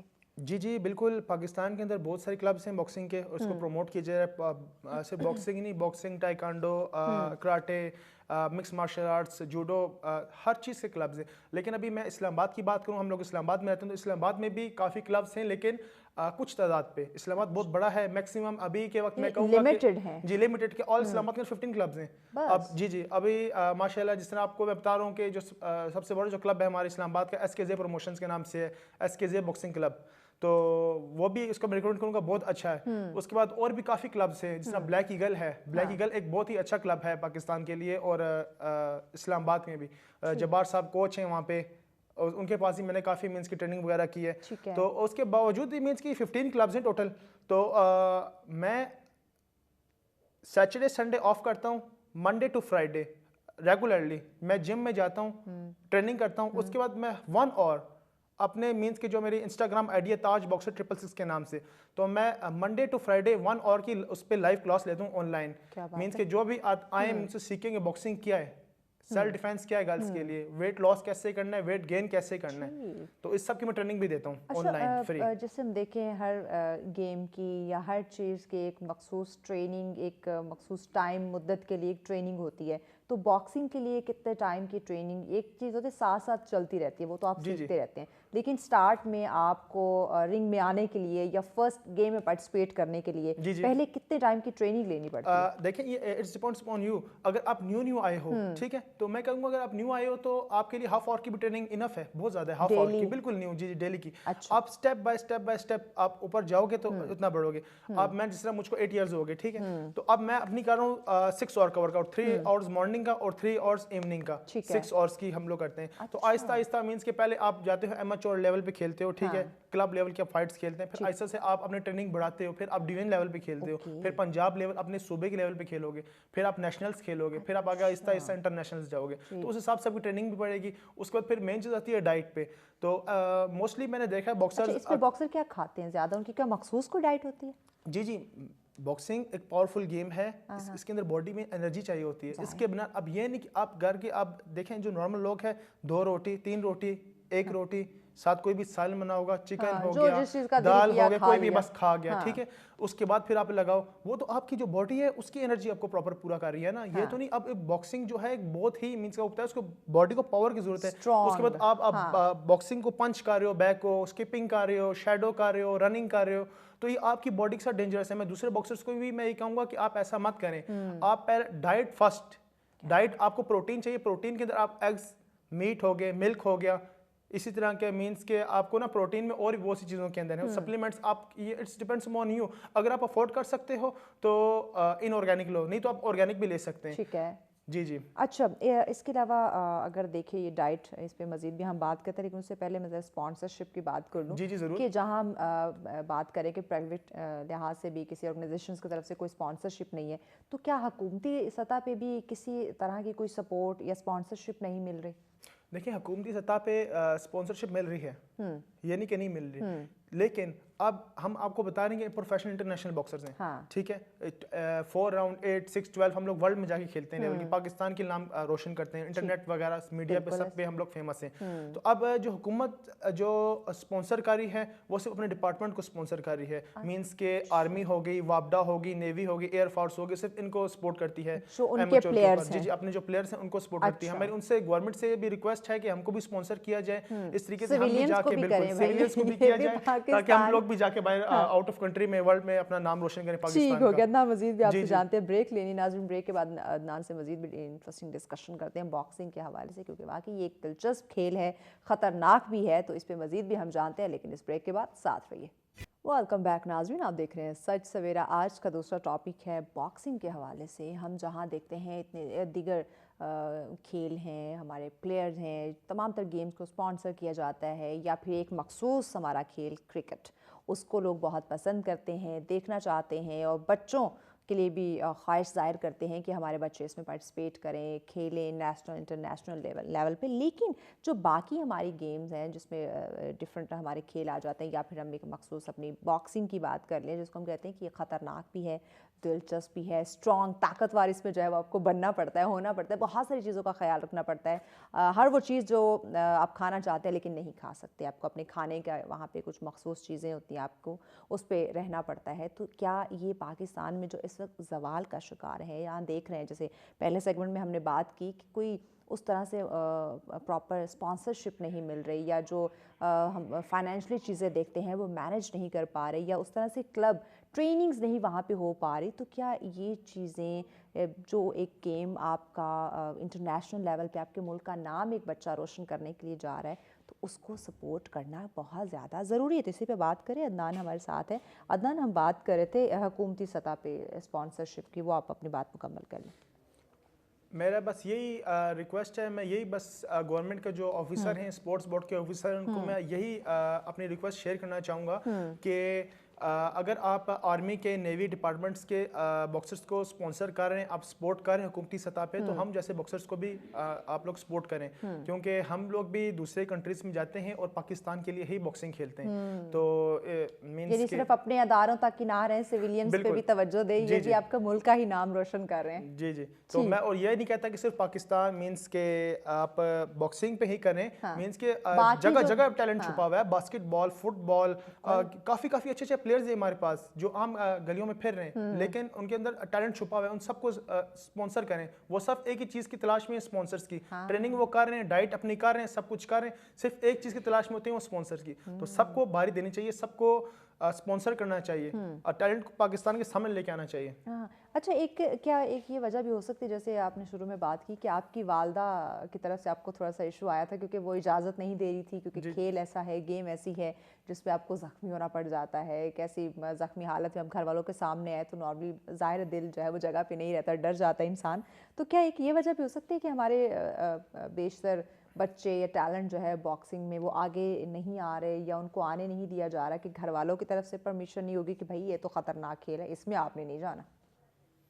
देखें, जो स्टूडेंट्स हैं, जो जनरेशन, यंग जनरेशन है, मींस कि अगर मैंने नोट किया है एक बात, अपनी लाइफ का जो एक्सपीरियंस है आपको मैं शेयर करता हूँ, कि अगर उसको कोई भी खेल पसंद आ गया, उसने उसके अंदर आना ही आना है, उसने आना ही आना है, उसका काम है घर वालों जो है कन्विंस कैसे करना है। हाँ, जितने भी हर्डल्स आए वो आएगा ही आएगा। जी जी बिल्कुल आएंगे।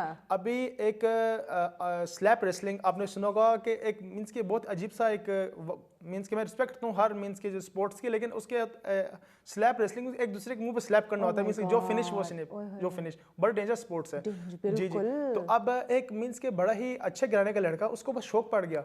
अच्छा। और जी एक ब्रदर था और 5-6 सिस्टर्स थी उसकी, बट उसको शौक था उसके फादर ने, मदर ने, कि भाई उसने बोला मुझे पसंद है, मैं खेलना चाहता हूँ, मुझे हक है कि मींस के, और वो खेल रहे, और आज वो भी लड़का चैंपियन है। तो मैं आपको कहना ये चाह रहा हूँ कि जो आजकल जो टीनेजर्स हैं, बाकी जो भी लोग हैं, वो देखते हैं, समझ रहे हैं, उसके बाद उनको बस जो उनको दिल में पसंद आती है, मींस कि किसी को फुटबॉल पसंद आ रही है, खतरा उनके लिए मायने नहीं रखता, शौक है तो यंग जनरेशन के लिए जिस चीज का शौक है, अगर मींस के उनको जिस चीज का मतलब मौका मिले वो रेडी हैं, चाहे पहाड़ पे चट्टानी में उनको तोड़नी पड़े वो रेडी हैं, सारे हमारी जनरेशन बाजी लगाने को वो तैयार है, वो रेडी है, क्योंकि गेम है वो उन्हें पसंद है, तो वो उन्होंने खेलनी ही। और साथ सबको बताना चाहूंगा कि एक मेरा बॉक्सिंग का पैशन है, मैं बॉक्सिंग भी करता हूँ, मैं साथ स्टडी भी करता हूँ, और मैं साथ से ना मींस के एज अ राइटर भी हूँ, मींस के ना मुझे बहुत सा इंटरेस्ट है बुक्स लिखने पे, जी जी, बुक्स वगैरह लिखने पे, और उसके बाद पैराग्राफ्स वगैरह लिखने पे। तो बुक्स वगैरह अभी नहीं मैंने लिखी, लेकिन मैं पैराग्राफ्स वगैरह लिखता हूँ स्कूल्स के बच्चों के लिए, मींस के आगे पीछे। तो अभी मैंने वर्किंग शुरू की हुई है, 3 मंथ्स हो गए मुझे। एक मैं बुक लिख रहा हूँ, अ टीन गर्ल थॉट, कि जो टीन लड़की मीन के टीन एजर गर्ल है उसकी क्या सोच है। तो इंशाल्लाह at the end of July और स्टार्टिंग ऑफ अगस्त में इंशाल्लाह उसको पब्लिश करूंगा, और इंशाल्लाह इस्लामाबाद बॉक्सर और हमारे पिंडी, जैसे प्लेयर है बिल्कुल वो मल्टीपल चीजों में भी इन्वॉल्व हो सकते बिल्कुल। हैं, सिर्फ मारने में वो और एक्सपर्ट नहीं होते, जो वो भी देख रही बाकी है मजीद गर्ल्स चीजों बॉयज में जो भी भी है। देख रहे हैं इस बुक को लाजमी पढ़िएगा, आपको पढ़ने क्या में बहुत बात ट्विस्ट है, आएगा। क्या बात है। अच्छा बात करते हैं मोहम्मद अली की, जो कि बॉक्सिंग की दुनिया के हीरो Yes, जो है वो of माने course. जाते हैं, तो आप उनसे मुतासिर या किसी और शख्सियत से मुतासिर हुए बॉक्सिंग में आने के लिए?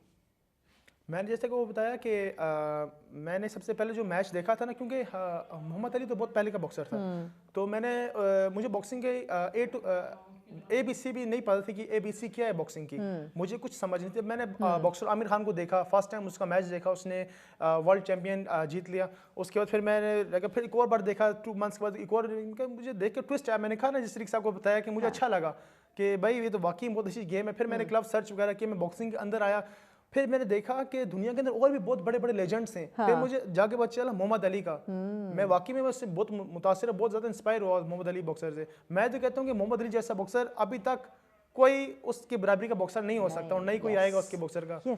टोटल अब तक कितने इवेंट्स आपने खेले हैं? एमेच्योर की बोर्ड्स की बात की जाए तो मैक्सिमम मैंने 80+ फाइट्स खेली हैं एमेच्योर, और बकाया जो इंटरनेशनल के ऊपर बात आ जाए तो मैंने इसमें 12 इंटरनेशनल फाइट्स खेल चुका हूँ, जिसमें से मैं 4 अदर कंट्रीज में खेल चुका हूँ, और बाकी ऑल पाकिस्तान के अंदर मैंने प्ले ठीक, किया। और तो उसमें कितने टाइटल जो है इस वक्त आप अपने नाम कर चुके हैं? मैं उसके अंदर ऑल पंजाब टाइटल रन में नाम कर चुका हूँ, उसके बाद ऑल पाकिस्तान टाइटल रन में नाम कर चुका हूँ। अभी मुझे एक इंटरनेशनल टाइटल की ऑफर आई है, जो भी इंडिया के खिलाफ मेरे जो फाइट है यूबीओ, अभी जो आप खेलेंगे यूबीओ यूनिवर्सल बॉक्सिंग ऑर्गेनाइजेशन, तो ये मेरी है FCC थाईलैंड के अंदर, FCC लीग में। अच्छा। तो मेरी यही कंपनी से स्पॉन्सर से है कि मुझे स्पॉन्सर किया जाए, क्योंकि ये एक टाइटल फाइट है, इसके एक्सपेंस बहुत ज्यादा है। हम यही कर सकते हैं, मेहनत कर सकते हैं, अपनी डाइट। अब जो मेरी डाइट है आपको मैं बता रहा हूँ, हाई वेट है, अब प्रोटीन वगैरह। जो शख्स, जो खिलाड़ी अपनी जान की बाजी लगाने के लिए रिंग में उतर रहा है, उससे बड़ी कोई बात हो नहीं। बिल्कुल बिल्कुल सही बात है। पैसा, स्पॉन्सरशिप, ये तो उसकी जान के आगे कम है, सही बात है, कुछ नहीं है। बिल्कुल। अब मैं आपको दूसरा बताऊं कि अब 1 डे का जो मेरा अपना एक्सपेंस है वो $5,000 है। मीन्स के डाइट करनी है, अच्छा, क्लब 1 डे का 1 डे का $5, क्योंकि उसके अंदर अब मैं आपको बता रहा हूँ ना कि अब मैं जिस हिसाब से ट्रेनिंग करता हूँ, कैलोरीज आपकी बहुत ज़्यादा बर्न हो रही हैं। अब जिस हिसाब से मैं 50 तक 55 तक वेट तक, अभी मैं बैठा हूँ 90 पे 88 पे, किस वजह से? डाइट की वजह से। क्यों? क्योंकि मीन्स के जो मैं कैलोरीज बर्न कर रहा हूँ उससे ऊपर मैं वापस इनटेक कर रहा हूँ। मीन्स के इसके अंदर मीट वगैरह ये, उसके बाद क्लब जाना, वापस आना, उसके बाद फिजियोथेरेपिस्ट के पास जाना, डॉक्टर्स के पास जाना, इंजरीज हो जाए इसको चेकअप वगैरह कराना। तो इसके अंदर ये सब कुछ चलता रहता है। रूटीन चेकअप भी चलता है? रूटीन चेकअप हर वीकली हमारा चलता है। मीन्स कि आपने स्पारिंग की है, अगर आपको मीन्स रिब्स पे कोई लग गई है पंच, आपने चेकअप नहीं किया, अंदर इन्फेक्शन फैले कोई, मीन्स की कोई बड़ी बीमारी बन जाए इससे, तो बहुत इशू हो सकता है। तो इसलिए वीकली हमको चेकअप कराना बहुत लाजमी है।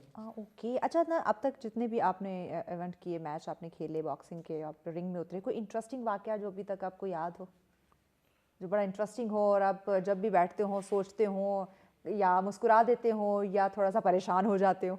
जी बिल्कुल। एक बहुत बड़ा इवेंट था पाकिस्तान के अंदर, इस्लामाबाद के अंदर ही इवेंट था। अच्छा। तो वहाँ पे एक आए थे इंग्लैंड के बॉक्सर एडम कैर्जमाइल, इंग्लैंड से स्पेशल UK से आए थे पाकिस्तान में खेलने के लिए। तो उस वक्त मैं नंबर 3 पे था। जो हमारे टॉप के बॉक्सर थे उन दोनों ने रिजेक्ट कर दिया कि हमने उनसे नहीं खेलना। मैं भी कोई बहुत ज़्यादा सीनियर हूँ क्या, मैंने तो मेरे प्रमोटर ने बात की कि एडम कैर्जमाइल आए, हाई वेट के बॉक्सर हैं, तो आप उनसे खेलना पसंद करेंगे? मैंने कहा यस व्हाई नॉट। कहते हैं सोच लो। मैंने कहा कोच आप ऐसे क्यों कह रहे हैं? मींस प्रमोटर्स का ऐसे क्यों कह रहे हैं? मेरे भी 2 हाथ हैं, उसके भी 2 हाथ हैं, मैंने भी ट्रेनिंग की, उसने भी की है, मैं खेलने को रेडी हूं। ऐसे क्यों पूछ रहे हैं? आप ऐसे क्यों पूछ रहे हैं? मैंने कहा ओके, फाइट कार्ड बनाया तो मुझे बड़ा क्यूट सा लगा। मैंने कहा इतना छोटा सा लग रहा है, कोई बात नहीं। अच्छा। जी। तो जब अब रिंग की बारी थी तो मुझको सबसे पहले ना मेरे को नेम मेरा अनाउंस किया गया। मैं अब रिंग के अंदर चला गया, ठीक है, और मैं बहुत ही जोश से स्टाइल मारूं कि जी मैं इंग्लैंड के बॉक्सर से खेलने के लिए रेडी हूं, पंच को बाउंस करूं, ऐसे करूं। उसके बाद फिर जब एडम कैर्जमाइल का नाम किया गया और जब वो रिंग के अंदर आया तो I was shocked. Is 7'3" tall. Oh my God. 7'3" tall and like a big bodybuilder boxer. मैं तो बहुत तो पंच पहुंचाना भी बड़ा मुश्किल था।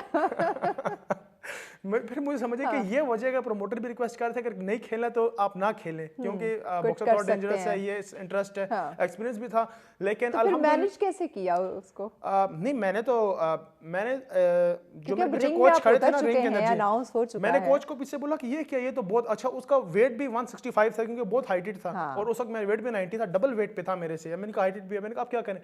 कोच कहते हैं अब आप आगे रिंग के अंदर खेलना है। मैंने कहा जी बिल्कुल। कहते हैं अब सब कुछ भूल जाओ, बस सोचो इससे मैंने किस तरह खेलना है, उसको हराना है आपने। आपने। मैंने कहा ओके नो प्रॉब्लम। अब उसको मैंने फर्स्ट राउंड जब मैनेज किया, उसकी पावर बहुत ज़्यादा पावर थी कि मुझसे नहीं बर्दाश्त की जा रही थी, बार बार मुझे गिरा देता नीचे। तो फिर हाइट थी, क्यों हाइट थी, पावर भी बहुत थी जी, पंच पावर जी 6 राउंड की फाइट थी। उससे मैं जिस तरीके से खेला बहुत अच्छे तरीके से मैंने फाइट की, लेकिन 6 राउंड पूरे किए, उसको मैंने अपने आप को नॉकआउट नहीं करने दिया। वाओ। जी जी, लेकिन बस अफसोस रहा हारी हूँ, मुझसे डबल वेट में था, हाइट ही बहुत ज्यादा था, लेकिन जहाँ देखिए आपने 6 राउंड मुकम्मल किए, आपने हार नहीं मानी, कहते कुछ हार में भी जीत छुपी होती है। बिल्कुल सही बात है कि आप एक तो होता है खेलते नहीं आके, तो वो एक चलेगा, आप बिना खेले आपने हार तस्लीम की, लेकिन खेलना वो भी डबल वेट से, अपने से बड़ी हाइट, बहुत टफ ओपोनेंट था। मैं घर आया, उसके बाद फिर मैं 3 मंथ्स मैंने बॉक्सिंग नहीं की अपनी मदर की वजह से, क्योंकि मेरा nose swell, lip swell, eyes बिल्कुल बंद हो गई, कान मींस के स्वेल हुए। मतलब मेरी जो वालदा ने जो किया, मेरी मामा ने बहुत छोड़ डाला कि ये क्या हो गया, ये आपको क्या हो गया। नॉर्मली हम लड़के आए तो बच्चे को 1-2 चपेड़ पड़ जाए तो हम उसे बहुत ज्यादा सीरियस हो गया, हॉस्पिटल से लेके जाना, वापस आना, मींस के मैं बहुत ज्यादा इंजर्ड हो गया था, क्योंकि बहुत ही डबल हाईवेट, मुझे इसका एक्सपीरियंस नहीं था कि डबल हाईवेट में नहीं खेलता उससे, क्योंकि हाईवेट बहुत ज्यादा मेरा वेट नहीं था। अब जैसे मैंने बताया कि अफगानिस्तान के साथ मैंने खेला है, उसका मैंने फुल स्ट्रेटजी मैंने ली कि भाई उसका वेट क्या, हाइट क्या, हाइट मेरे बराबर थी, वेट 112 kg था, मैंने कहा नो प्रॉब्लम आ जाए। चैलेंज 2 बार किया, सेकंड राउंड में अल्हम्दुलिल्लाह उसको मैंने नॉकआउट कर लिया। मेन चीज होती है कि आप तैयारी पे रहो, अपनी डाइट पे रहो, आप परफेक्ट रहो, जितना आप अच्छे रहोगे आप उतना अच्छा पोजीशन दोगे। एक कॉन्फिडेंस भी होता है। अच्छा, जब आप रिंग में उतरते हैं तो आपके माइंड में एक बेसिक क्या चल रहा होता है, क्या चीज़ आपको जो है ना वो मजबूत कर रही होती है, आपको हौसला दे रही होती है? बस हम एक ही चीज़ सोचते हैं कि बस किस तरीके से हमने जीतना है। जो हमने मेहनत की है, सबसे पहले जब भी रिंग के अंदर उतरते हैं सबसे पहले हम लोग दुआ करते हैं कि गॉड से कि हम लोग अंदर रिंग के अंदर जाएं तो मुझे हमें कामयाबी अता फरमाए। तो हम लोग अंदर जाते हैं, उसके बाद फिर हम लोग शुरू करते हैं, बस हमने जीतना है किस तरीके से। अब मेन चीज़ होती है कि आईक्यू होता है बॉक्सिंग का भी, ये नहीं कि सिर्फ आपने जाके 2 मुक्के उससे खाए तो आपने 4 मुक्के उसके मारे। आपने देखना होता है कि उसका फुटवर्क क्या है, उसकी हेड मूवमेंट क्या है, कैसे रिंग के अंदर वो आप मूव कर रहे हैं, ठीक है। आपने देखना कि वो ज्यादा पंच, खिलाड़ी को आपने समझना है कि वो ज्यादा पंच कौन सा यूज कर रहा है आपके ऊपर। आप देखोगे हेड मूव ज्यादा स्लिप करके मार रहा है, क्या कर रहा है, उसको आप समझोगे तो उसके बाद ही आप उसके ऊपर समझ के आप उसके फार्मूला लेके आप उस पर अटैक करोगे तो आपकी विक्ट्री हो सकती है।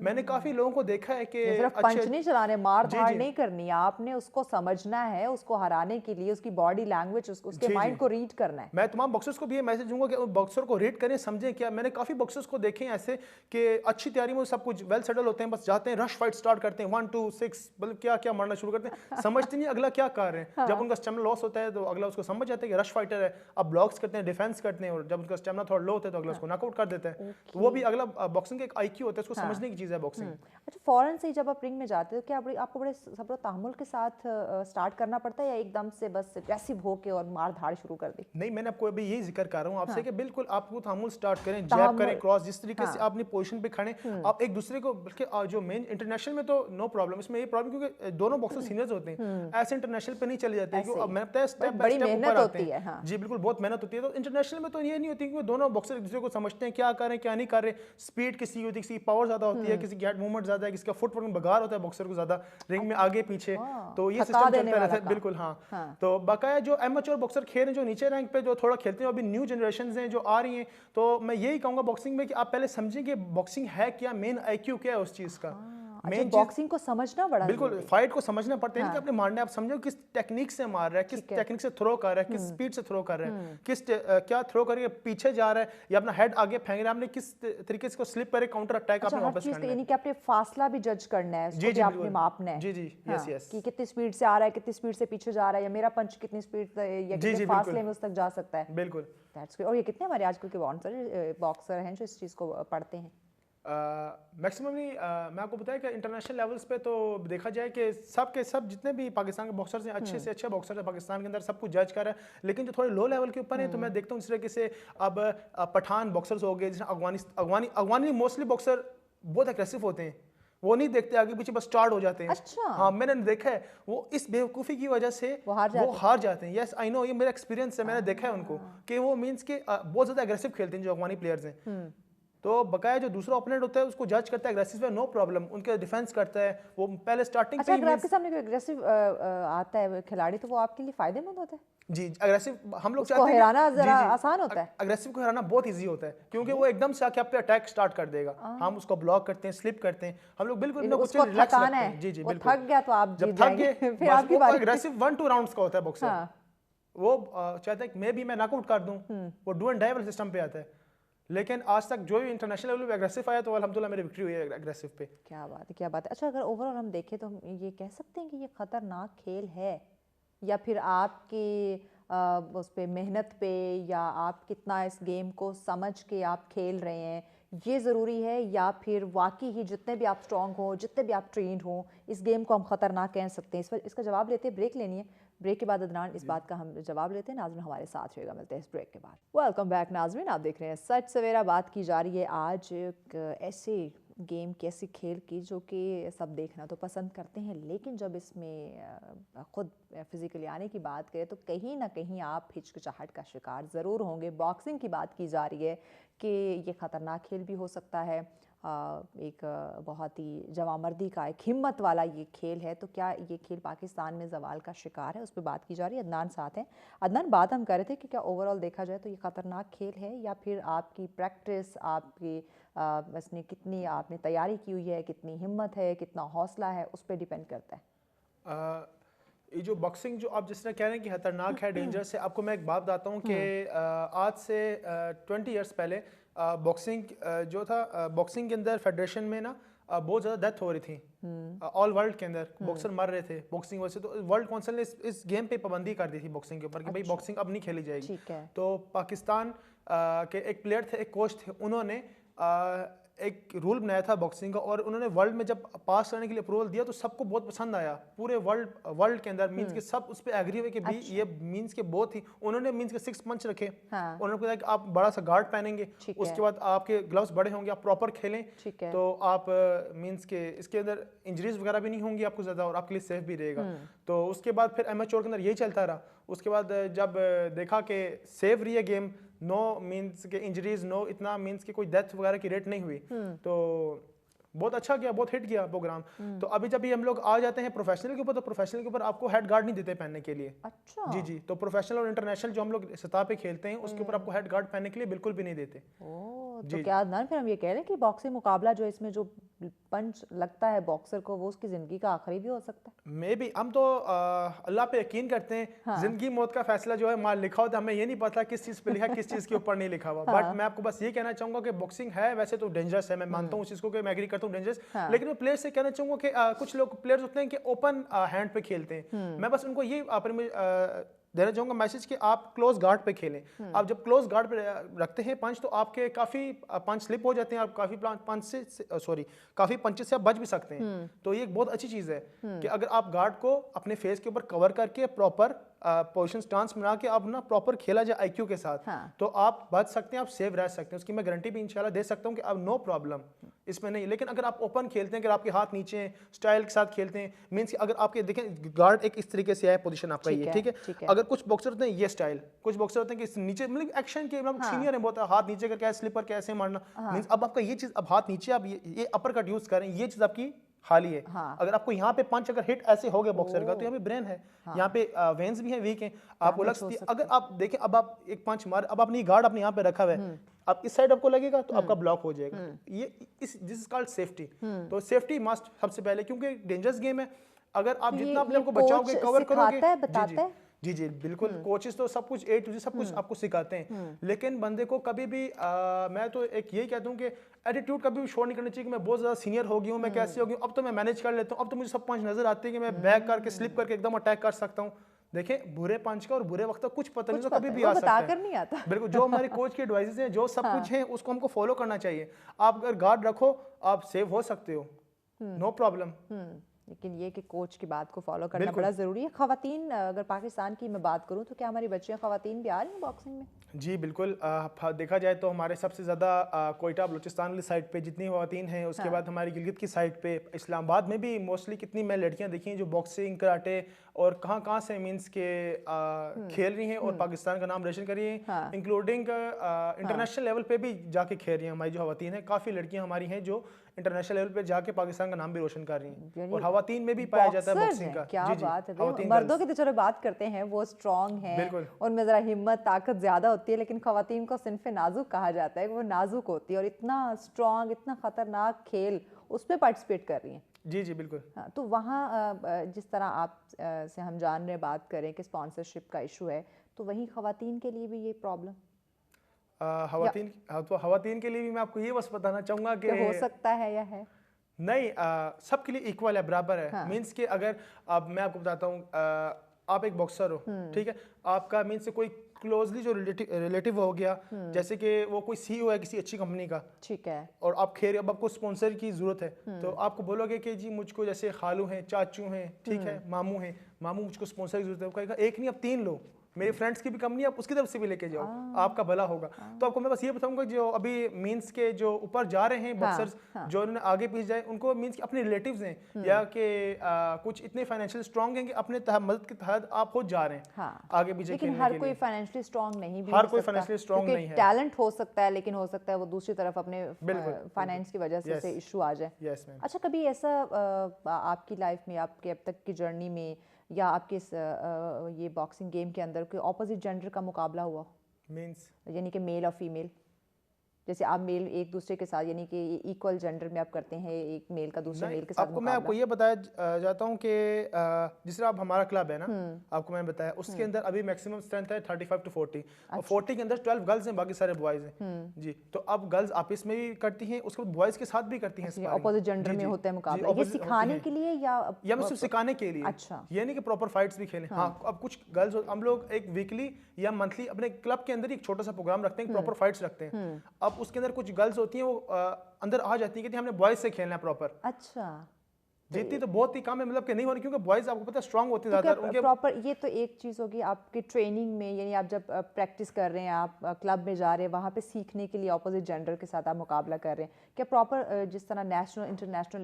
लेवल पे जब इस तरह के गेम्स का इनेकाद होता है, तो क्या वहाँ पे ऑपोजिट जेंडर के मुकाबले होते हैं या फिर अलाउ नहीं है? नहीं, अलाउ नहीं है। अच्छा, अलाउ नहीं है, बिल्कुल नहीं। हाँ, बल्कि मैंने देखा गया कि अगर वर्ल्ड की बात की जाए तो अक्सर ऐसा हुआ है कि मींस के जो गर्ल्स बॉक्सर हैं उन्होंने बॉयज बॉक्सर को चैलेंज किया और हरा भी दिया। अच्छा। लेकिन अब हम भी बॉक्सर्स हैं, हम भी ऐसे तो नहीं, बट वो एक as a type of famous होने के लिए। आप देखें एक बॉक्सर है, ठीक है, मैंने अभी देखी थी, ये अमेरिका की फाइट देखी थी, एक अमेरिका की जो गर्ल थी, उन्होंने एक लड़के को नॉकआउट कर दिया फर्स्ट राउंड के अंदर।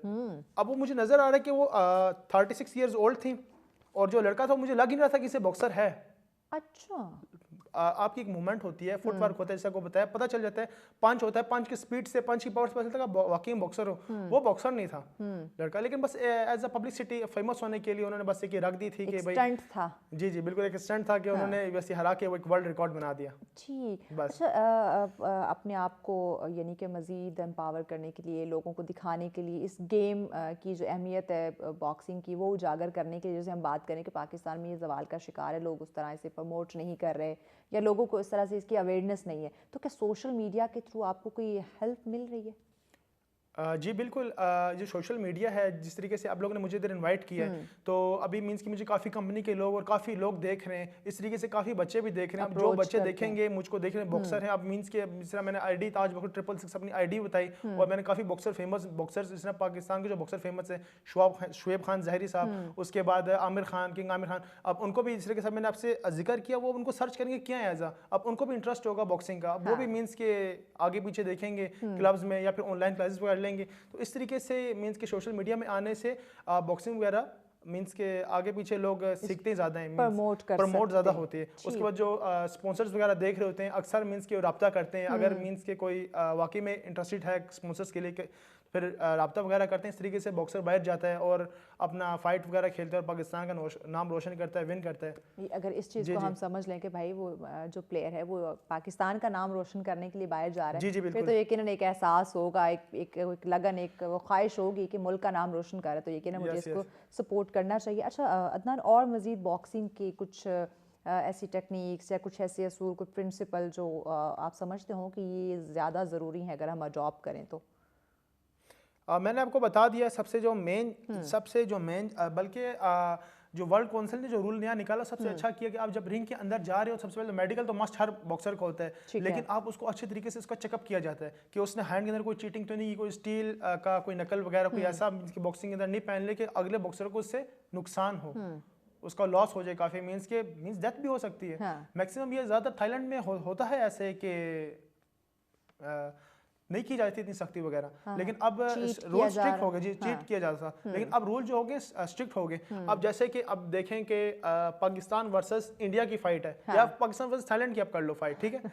तो अब वहाँ पे आप जब जा रहे हो तो अब आपके चेक करने के लिए ये नहीं है कि अभी मेरा पाकिस्तान का ही आएगा या इंडिया का चेक करने के लिए, उनकी अब वो वर्ल्ड काउंसिल की मर्जी कि आपको नाइजीरिया का दे दें, इंग्लैंड का दे दें, कोई अमेरिका भी आ का सकता है। इंस्पेक्टर आके आपको चेक कर सकता है कि भाई आपने क्या पहना है। तो इसमें फिक्सिंग की ना कोई इस तरीके का कोई डाउट नहीं है, करप्शन नहीं हो बिल्कुल करप्शन वगैरह इसमें कोई ऐसे नहीं, रूल्स बिल्कुल स्ट्रिक्ट है। अंदर जा दें आप, अंदर जाके आपको मैंने बस यही मैसेज देना चाहूँगा कि जो मैंने आपको पहले भी बताया है कि रूल्स के साथ बंदा खेले, एक आईक्यू के साथ खेले, बंदा प्रॉपर ये नहीं जहाँ साथ शुरू हो जाए, बंदा प्रॉपर अपने पहले ओपोनेंट को समझे वो है क्या चीज़, वो हार्ड हिटर है, वो स्पीड कर रहा है या फुटवर्क कर रहा है या अपने डिफेंसिव ज़्यादा खेल रहा है, आप उसको देखो, उसको आप समझो। आप जब उसको समझ जाओगे कि भाई वो कैसा खेल रहा है तो आपके लिए ईजिली है, क्योंकि जब आप समझोगे फर्स्ट राउंड, अगर फर्स्ट राउंड आपकी सपोज 10 राउंड्स की फाइट है तो फर्स्ट 2 राउंड्स आप उसको समझो, आप लाइट उसको मारो, ये नहीं कि सब फर्स्ट राउंड 2 राउंड आप मार ही खाओ, समझो आप अटैक करो, लेकिन उसको समझो कर क्या रहा है। तो फिर जब आप उसको 1-2 राउंड में उसको आप फुल स्कैन कर लोगे। कम से कम कितने राउंड होते हैं और ज्यादा से ज्यादा कितने होते हैं? देखिए इंटरनेशनल के अंदर तो आपको बता रहा हूँ कि 4 राउंड स्टार्ट होती है, 12 राउंड तक जाती है, ठीक है। 4 से लेके 12 तक जाती जी है। 4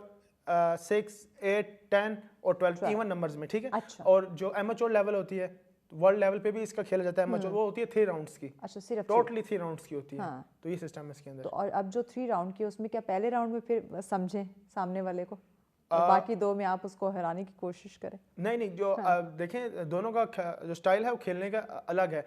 अब जो मींस के एमेच्योर है उसमें आप खेले भी सारा समझे भी, मैं मींस कि आपने क्योंकि राउंड कम है ना आपके पास, बिल्कुल सिर्फ 3 राउंड है। आपके पास राउंड कम है, 3 राउंड। अब मैं ये उसके अंदर आपको खेलना बिल्कुल थोड़ा एग्रेसिव टाइप होता है, मींस कि थोड़ा स्पीड ज्यादा रश आपको खेलना, क्योंकि राउंड कम होता है, टाइम कम होता है, और पॉइंट्स में उसमें जाती है ज्यादातर कि आप क्या खेल रहे हो क्या नहीं कर रहे। तो ज्यादातर इसमें जो है लोग पॉइंट्स में नॉकआउट्स में बहुत कम करते हैं, राउंड 3 होते हैं और दोनों ही में स्टेमिना होता है और दोनों एनर्जेटिक होते हैं। उसकी वजह क्या है कि राउंड 3 है, क्योंकि उनके अंदर स्टेमिना लॉस हो ही नहीं सकता, तो दोनों में स्टेमिना अच्छा होता है और दोनों ही अच्छा खेलते हैं, अच्छा परफॉर्म करते हैं। तो उसमें भी आपको यही कहता हूँ कि बस हाफ राउंड आप कम से कम लगा लो, उसको समझो, क्योंकि वो हाफ राउंड में अपना सारा आईक्यू दे देगा कि मैं किस स्टाइल से खेल रहा हूँ, क्योंकि उसके लिए टाइम उसको शॉर्ट है। आपके भी वो एक शार्प माइंड आपको होना पड़ेगा कि आप उसको हाफ राउंड में पहचान जाओ। जी बिल्कुल सही बात है, एक्टिव होना पड़ेगा आपको। जी तभी, वरना हाफ राउंड में आप उसे कैसे पहचान सकोगे। सही और बात बाकी जो आपने बताया इंटरनेशनल लेवल पे जो खेला जाता है, जिसमें आपने 4 से 12 राउंड का जिक्र किया, उसमें फिर आप पहले 2 राउंड में आप बिल्कुल आप पहले 2 राउंड को आराम से जज करो, बिल्कुल आपको 1 2 फिर आपके पास 8 राउंड लेफ्ट रहेंगे। अगर आप 10 राउंड की बात कीजिए, जब 2 राउंड हो फिर आपके पास 8 राउंड हैं।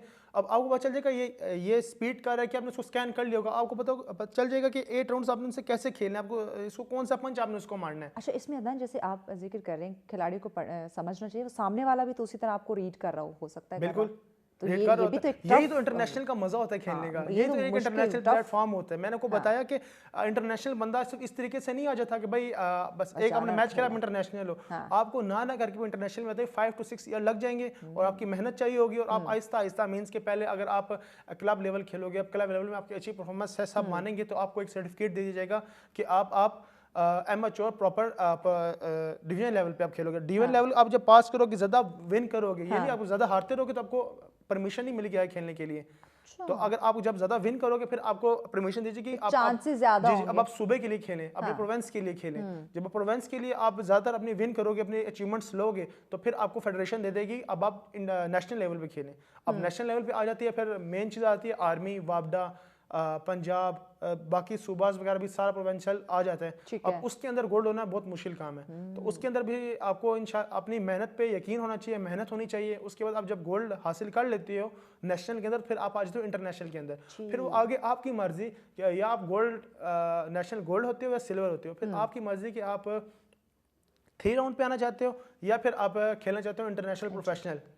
ये आप पे डिपेंड है कि आप चॉइस दी जाती है। जी एमेच्योर आपने खेलना है या आपने खेलना है प्रोफेशनल। मोस्टली बॉक्सर्स आते प्रोफेशनल पे, क्योंकि उनको पता है कि इतनी मेहनत की है तो एक शौक, हर किसी के दिल में ये लगन है कि हम भी बाहर जाएं, हम भी अपने को प्रमोट करें, हम भी मुल्क का नाम रोशन करें, क्योंकि हमने मेहनत की है। यकीनन। नाज़रीन को क्या पैगाम देंगे? नाज़रीन को मैं यही पैगाम देना चाहूँगा कि ये जो बॉक्सिंग है स्पोर्ट्स, सिर्फ इसको नहीं मीन्स सबको देखें, सबको अहमियत दी जी। जाए। लेकिन अभी मैं आपको सिर्फ एक ये पैगाम देना चाहूँगा, स्पॉन्सर्स वगैरह का तो मैंने सब कुछ दे चुका हूँ, स्पॉन्सर करें, हर फील्ड को करें, हर बंदे को स्पॉन्सर करें। ये नहीं कि सिर्फ उन डिपार्टमेंट्स को करें कि सिविल्स को भी स्पॉन्सर्स वगैरह करें, क्योंकि वो भी वर्ल्ड पे जा रहे हैं और पाकिस्तान का नाम रोशन कर रहे हैं। तो अब मैं नाज़रीन को ये दूंगा कि जो बच्चे हैं, टीनेजर्स जितने भी बच्चे हैं, चाहे बॉयज़ हैं गर्ल्स हैं, ठीक है, और उसके बाद जो बड़े लोग हैं, मीन्स के जितने भी लोग हैं, ऑल अपनी हेल्थ का लाजमी ख्याल रखें, अपनी हेल्थ का लाजमी। अब हर कोई कहता है, बच्चे भी कहते हैं टाइम नहीं है, हाउस वाइफ भी कहती है टाइम नहीं है, लोगों टाइम तो मैनेज करना मेल्स भी पड़ेगा। कहते हैं टाइम नहीं है। क्यों? हम लोग ऑफिस जाते हैं, हमारा बिजनेस, हमारा सब कुछ है, टाइम बिल्कुल नहीं है। टाइम मैनेज करना पड़ेगा। बहुत शुक्रिया अदनान, चूंकि टाइम बिल्कुल खत्म हो गया। बहुत शुक्रिया, थैंक यू सो मच। यकीन नाज़रीन, किसी भी गेम में, किसी भी काम को जब आप शुरू करते हैं, आगाज़ करते हैं, वक्त लगता है, बल्कि आप जितना आप कामयाबी की तरफ जाते हैं, आपको टाइम मैनेजमेंट करने की उतनी ज़्यादा ज़रूरत पड़ती है। और सेहत की जब बात करते हैं, किसी भी खेल को ले, किसी भी गेम की बात करें, हेल्थ इज़ वेल्थ। देखिए, सेहत होगी, जान होगी तो ही आप कुछ कर सकेंगे। इसलिए हर मुमकिन कोशिश करें, किसी भी गेम में पार्टिसिपेट करना है तो सेहत का ख्याल रखें। और बॉक्सिंग की जब हम बात करते हैं तो हमारे प्लेयर ने भी ये रिक्वेस्ट की और हम भी ये कहते हैं कि देखिए, टैलेंट बहुत ज़्यादा मौजूद है। जहाँ आप एक ही गेम के ऊपर आप फोकस किए हुए, वहाँ उसको आप डिवाइड कर लें, आप बाकी गेम्स को भी साथ लेके चले, आप स्पॉन्सर दें, क्योंकि वो अपने लिए नहीं, इस मुल्क का नाम रोशन करने के लिए खेल रहे हैं। इसी पैगाम के साथ हमें इजाज़त दीजिए। अल्लाह ने के बाद।